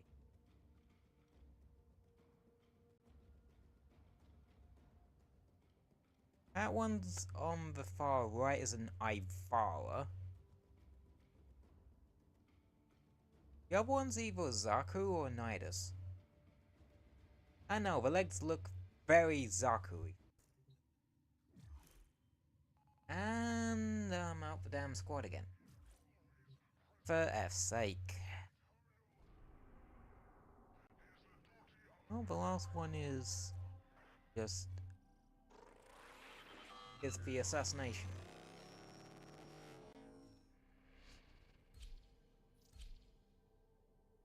However, like, you don't really need your weapon too much for, because it's one of those, well, old Jackal used to have to, but when they reworked the corpus ship tile set back in Dreadlock Protocol? Yeah, Dreadlock Protocol. They reworked that fight so that, you damage him through the powers on. Damage it through the powers on. This is literally the boss room.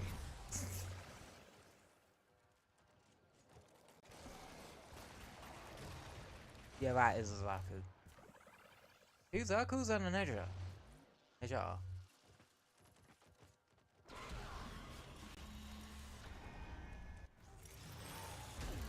Actually, I'm gonna pop down the summer list. Since... Still mobile despite the damage, but if it comes down hard, it could give you an opening. Massive yeah, glass plates on the torso, extra and shields are gonna be advantages useful this. for just bullshitting this with shield gating. Tenno, use your Parazon. Yeah, I think this is right about when Parazon was introduced.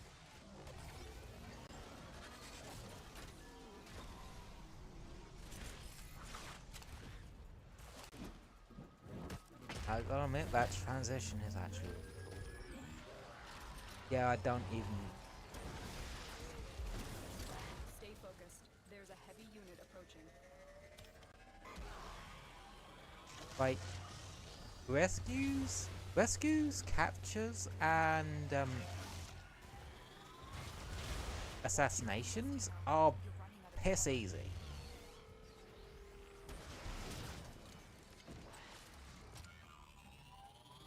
Just cause in public squads, other people are going to just carry you. Increased attack speed.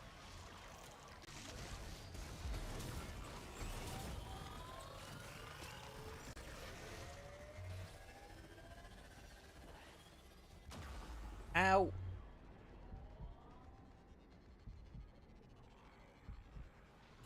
That's the only thing about not, like, summoning your summon list right on top of you. You ain't getting your shield regen. Yeah, Caliban's a shield freak.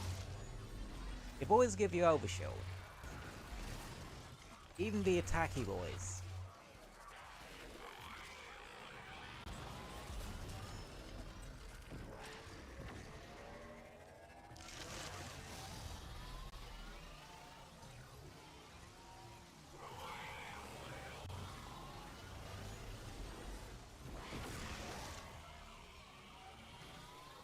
Meaning Critically damaged. Caliban's a bit of a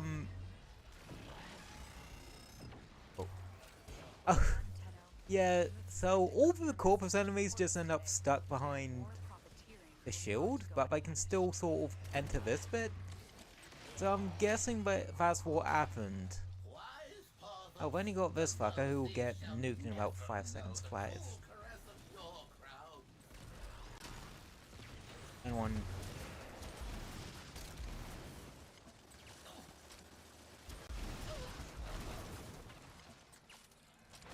Yeah, if you're on the corpus ship tileset, you're gonna get Zenith Cannon crowns by the boatload. And yeah, that's Assassination contract complete. that's us already done in less than 20 minutes. And I got an Itan sculpture out of that. I ain't complaining, that's free endo, so yeah, like after a while you don't have to worry about Itan stars. I got like the basic a cyan star during that mission. There was also amber ones, but you'll get those from the bucket load as you. So you're always gonna have like a couple hundred, well, 100 or so to slot into Iatan sculptures. Yeah. Because two things you need for upgrading your mods, or fusing them as the game calls it, are Endo, well, credits and Endo. Endo you can get from dissolving duplicate mods and that sort of thing. It's probably one of your best ways to do so, because you're going to get quite a few duplicate mods of the common stuff. You can also get them from Itan sculptures. Here. And if you slot Itan stars into them, amber ones are rarer, but you're not gonna need them as much. Yeah. You can now, once you slot all the stars into it, you can either use it as decoration, or you can trade them into Maru's Bazaar at Mars to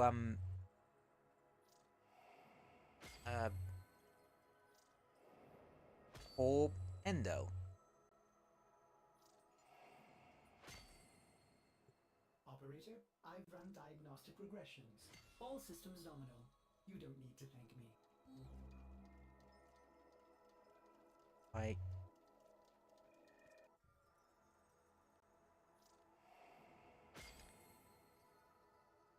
yeah, I'll say at the bottom right, like the Endo value, one slotted in with all the thing can go from fetch from 1,500 Endo to 2,000, well, to about to about over 3,000. I have quite a few of ones that go over 3,000, so oh, you can just press auto install. You can also press right stick here to just visit Maru.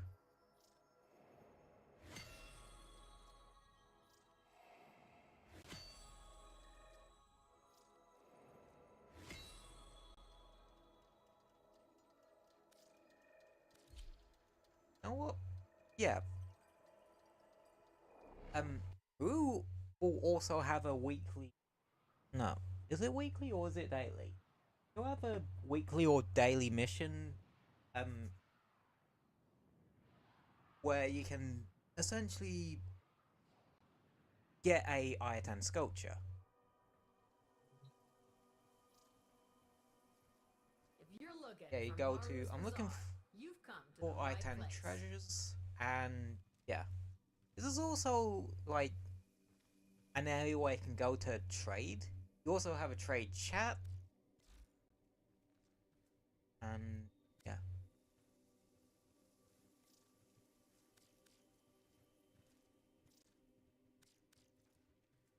Oh, that's a pretty amount of endo. Wow, Tenno, I'm impressed. I mean, it's been a long time since I've seen such a complete collection. Yeah, of so treasures. these guys holding up their hands, See you around, tin suit. they're the guys who like want to trade. That guy wants it. That guy wants a Nidus Prime blueprint. That guy wants an Orthos Prime handle. And that sort of thing. I don't engage in trading myself. But if you're like coming over from like King Fortress 2 or something, and you want to continue on your trading dream to become a trader in video games, you'll be right at home here in Warframe. Like, that's the thing. Warframe caters to a lot of different types. Oh yeah, and what I mentioned earlier about items being used as decorations. Here's a couple here on that I use. I still need another one of the wing ones to plop over here. Whole thing.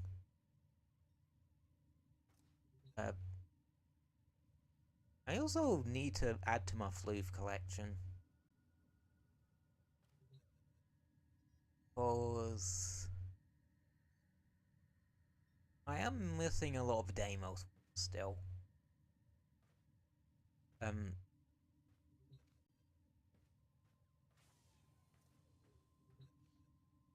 Like, I'm missing the other Vesipod one.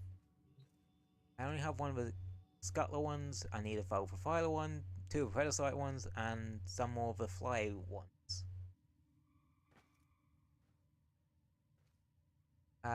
Don't ask me how I managed to place this little guy in the air. I can't remember. That's not even getting started on like the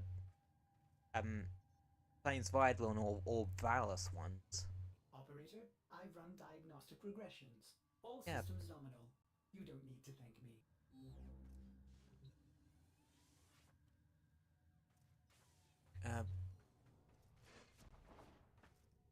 Like, you can pretty much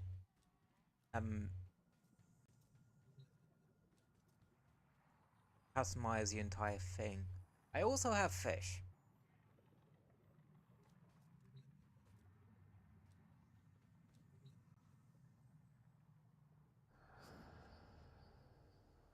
Ah. Wait, you can change the colors of logos? Okay.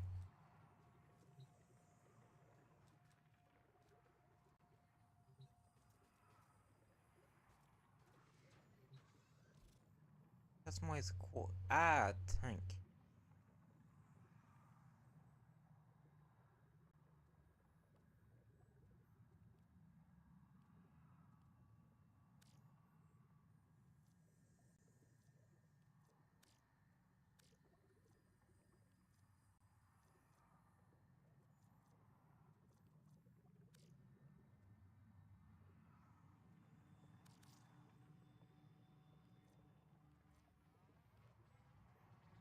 Yeah, you can put fish in here.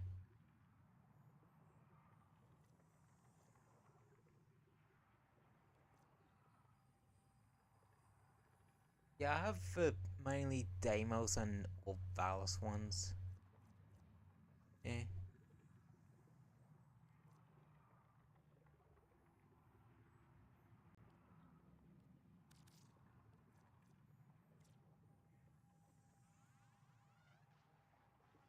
Matt. I should probably get back on my... I should probably go on a bit of a quest to obtain all the thing... like, large variants of all the fish.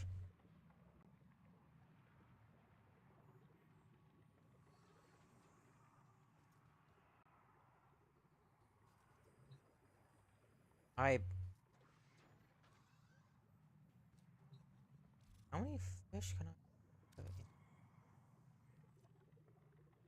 Yeah.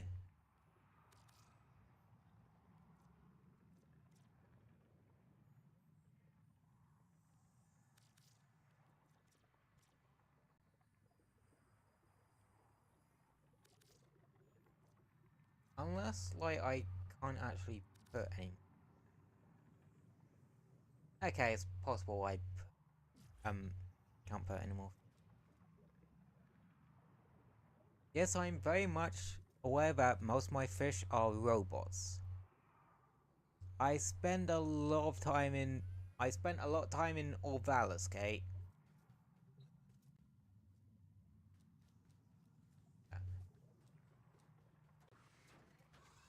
You also... Oh yeah, you can go to this bit to jump up to your L-Jack quickly. That bit, which all the Helmethy stuff happens in.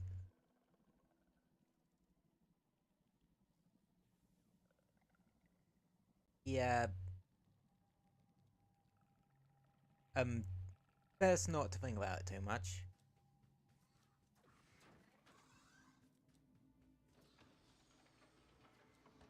And the stuff where you operate or drifter, if you done New York, all sit and do focusy type things. That's why a random middle-aged woman sometimes pops out in my Warframe.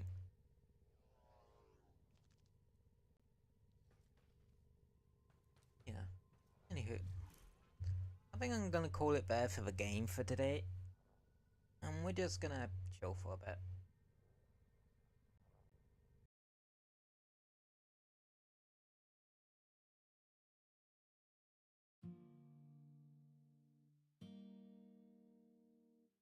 But yeah.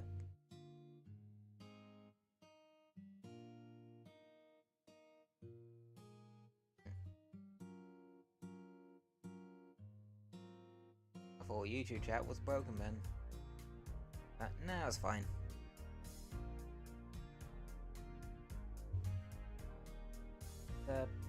Yeah. Got what I wanted to do done, which was get up to rank 3 with the X. Because that's the rank you need to get to with a syndicate in order to true ending for the Hex Queen.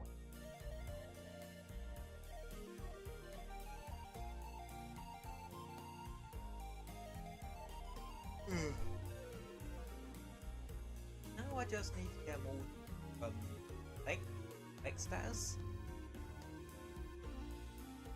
which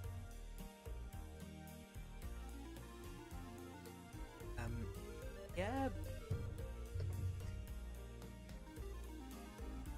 that's kinda I think that might take a while, so I'm gonna do that off.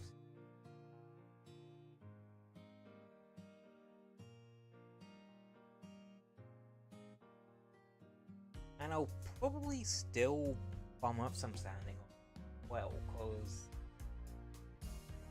from Eleanor you can actually get the arcanes. And like I said, I wanna get max rank for the summon arcane, or the arcane that sort of gives you more power strength when your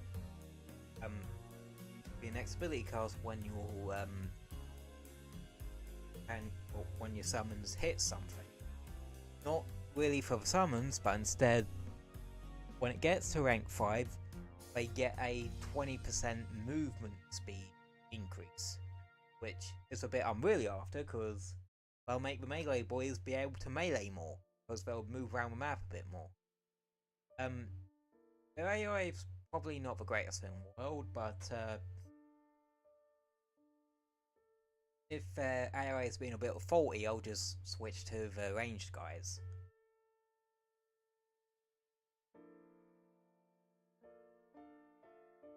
Anyway, if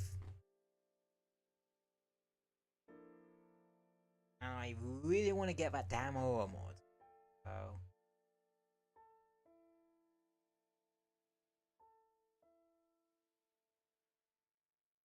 I would find Soul Scrubs Survival and the soldier version.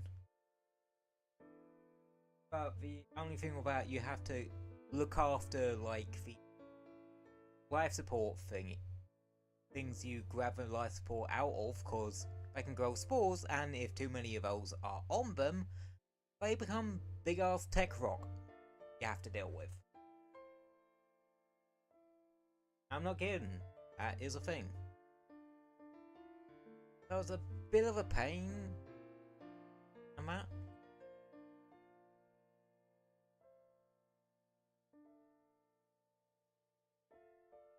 Oh yeah, probably will just run around Helvania with a Chesacuber and just hope it drops. Actually, I don't know if that actually is a thing.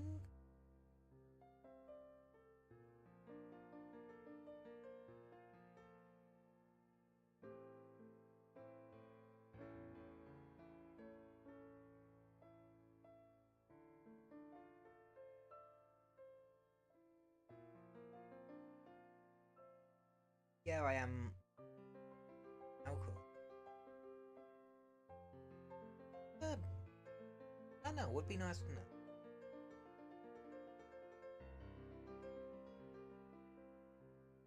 I suppose it works on the same logic as Necrosis Desecrate, hence why we call it Desecrate.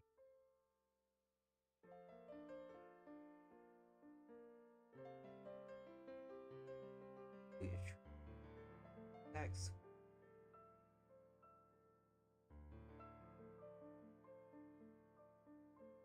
Yeah, it works with other sort of loot things like Atlas or Gaze, Ivar was pilfering Strangledome, Hydra was, but it doesn't stack with stuff that sort of loots corpses. Basically, it stacks with stuff that makes it so on death they have a better chance of dropping stuff, but not the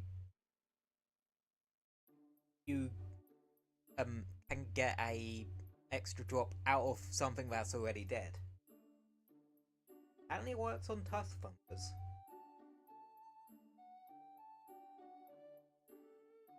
Honestly, I would rather not. I don't like dealing with those things. The weak spots are too much of a pain in the ass.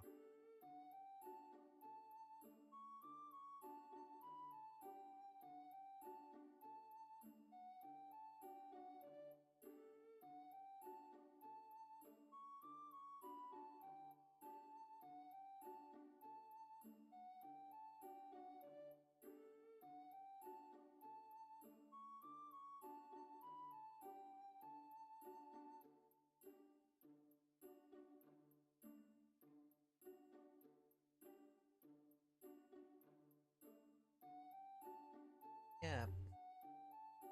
About module. I suppose since it sort of says additional loot, guessing that does include mod drops, because mod drops count as loot. Okay. And the ore mod I want to get are specifically from certain Skuldra enemies, so yeah.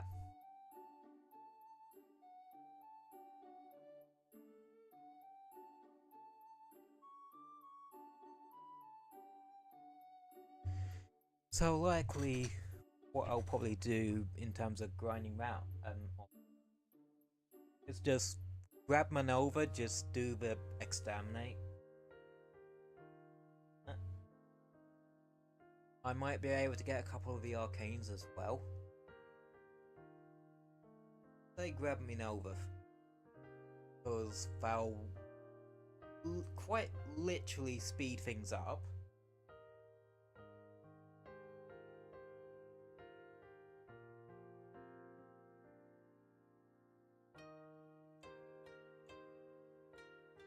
And go from there.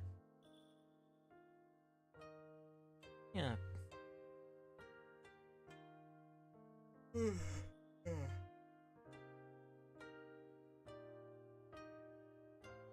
Sorry about like little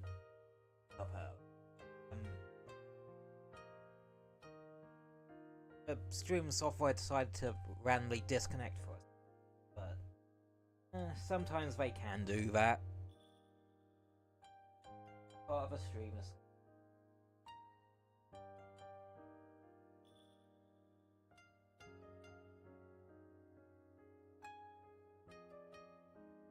Anywho, it has like did Warframe today, and our next and our final stream for the week tomorrow.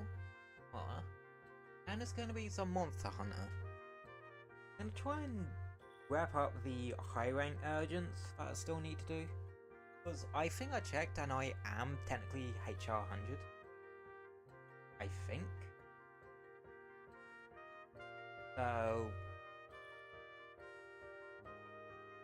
I'll be able to do Mother Noah and high rank Crimson Glow Valstrax. And then I'll look towards beating base Sunbreaks probably. We're very close to the end of, so like depending on how quickly we get through the high rank ones, we might be able to get close to finishing off the master rank ones. Like, I know Sunbreak's final boss is quite beefy, so that would take a while. Cause yeah, I honestly would like to finish the space story of ignore that Sunbreak before Wilds comes out in mid-February.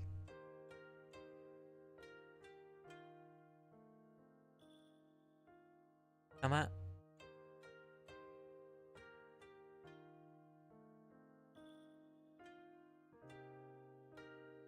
So, yeah. Nothing too crazy. Well, I will say one thing, like, I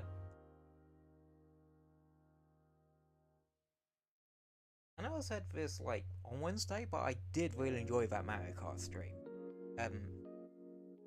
So I'm definitely making that like one of my semi-regular thing. And again, it's got me thinking about like trying to do a fresh playthrough of Crash Team Racing Nitro Fueled. That sort of thing. Oh, that's one thing I'll check.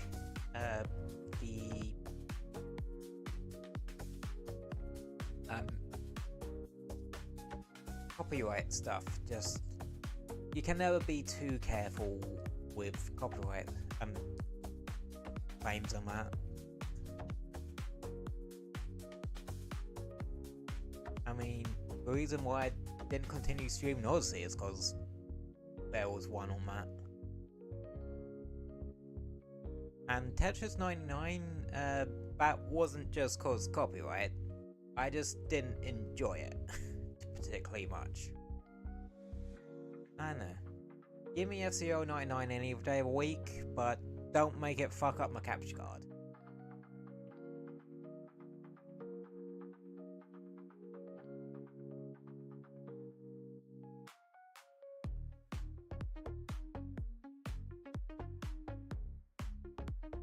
So, I haven't streamed anything on my PS4 for ages. I suppose, like, Destiny 2 I just haven't streamed in ages, I just kind of fell off it a bit. And... I don't know, not entirely sure I want to put my eggs in my basket at the moment. Just because I don't know how long it's gonna fucking survive, honestly.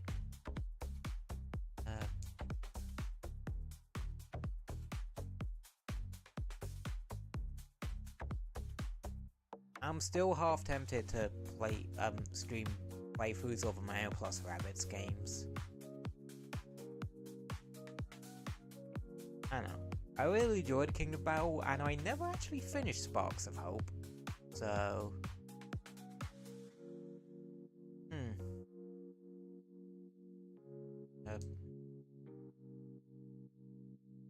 Roscoe's another one that I've sort of debated on. I never,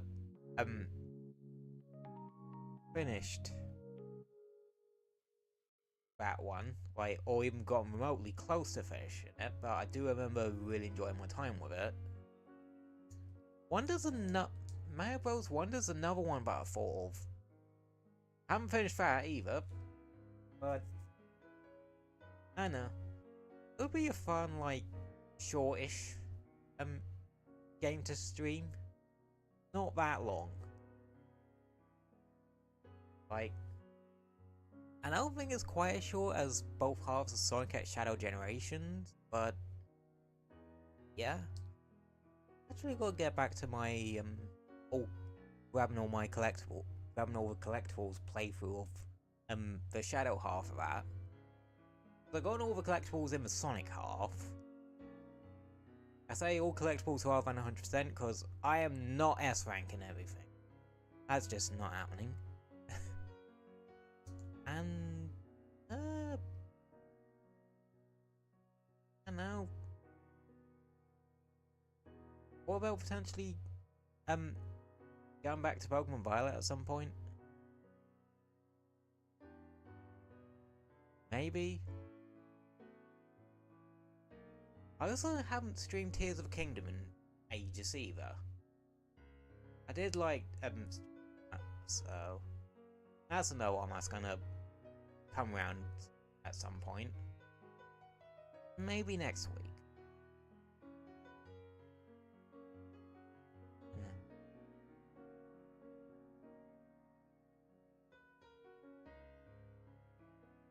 There's definitely a couple of games like I wouldn't mind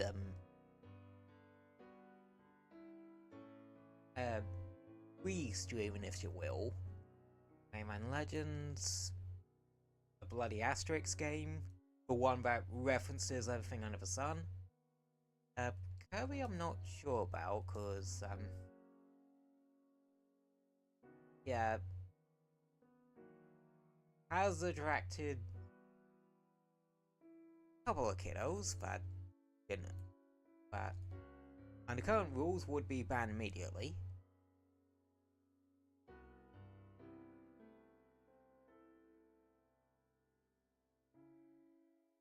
That's one I definitely want to redo at some point. Good job. Like, really weird little puzzle game, but I really like it. Disgaea 6, I just fell off of it because Disgaea 6. Like, I see why people say it ain't a particularly great entry and wasn't a good entry for me to start playing it. I haven't touched Sky 7 as a result. I don't know. Just not for me. What else haven't I touched in this? Actually, I haven't touched Splatoon 3 in a fair while as well.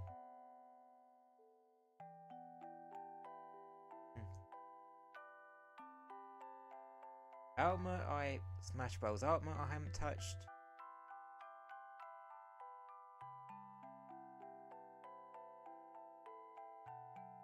Whole thing.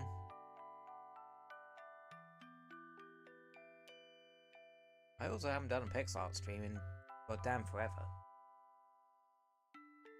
So I'm just musing about, like, what I could put on the schedule. Definitely thinking about Tears of Kingdom though.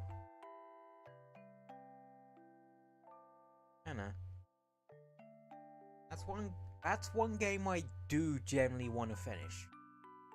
Even if I like stop streaming it and just continue on with it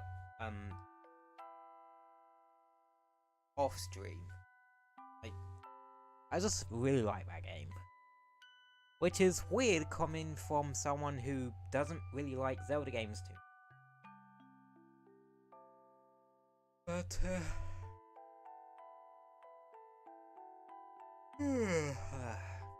getting a bit tired. Oh, I think I'm gonna call it there for today. So, as always, thank you all for popping in and hanging out with me for a bit. Doesn't matter if you've been lurking, chatting, or modding. You all are very much welcome. And I hope I've brightened up your day a little bit. So, stay safe. And have a wonderful day. And I will see you tomorrow for some Monster Hunter. And hopefully we can start wrapping up the main story stuff there in both Base Rise and Sunbreak before Wilds come. Because that's probably literally the only reason I would ever get a PS5. Mostly because I don't want to spend like $1,500 on a gaming laptop to stream it. To play and stream it on. I'm not that bold. See you tomorrow. Good night, everybody.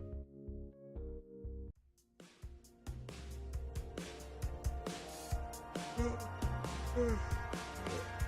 night, everybody, and see you tomorrow for Monster Hunter. If not, if I don't, have a wonderful weekend, everybody. Anywho, good night, and have a wonderful rest of the day.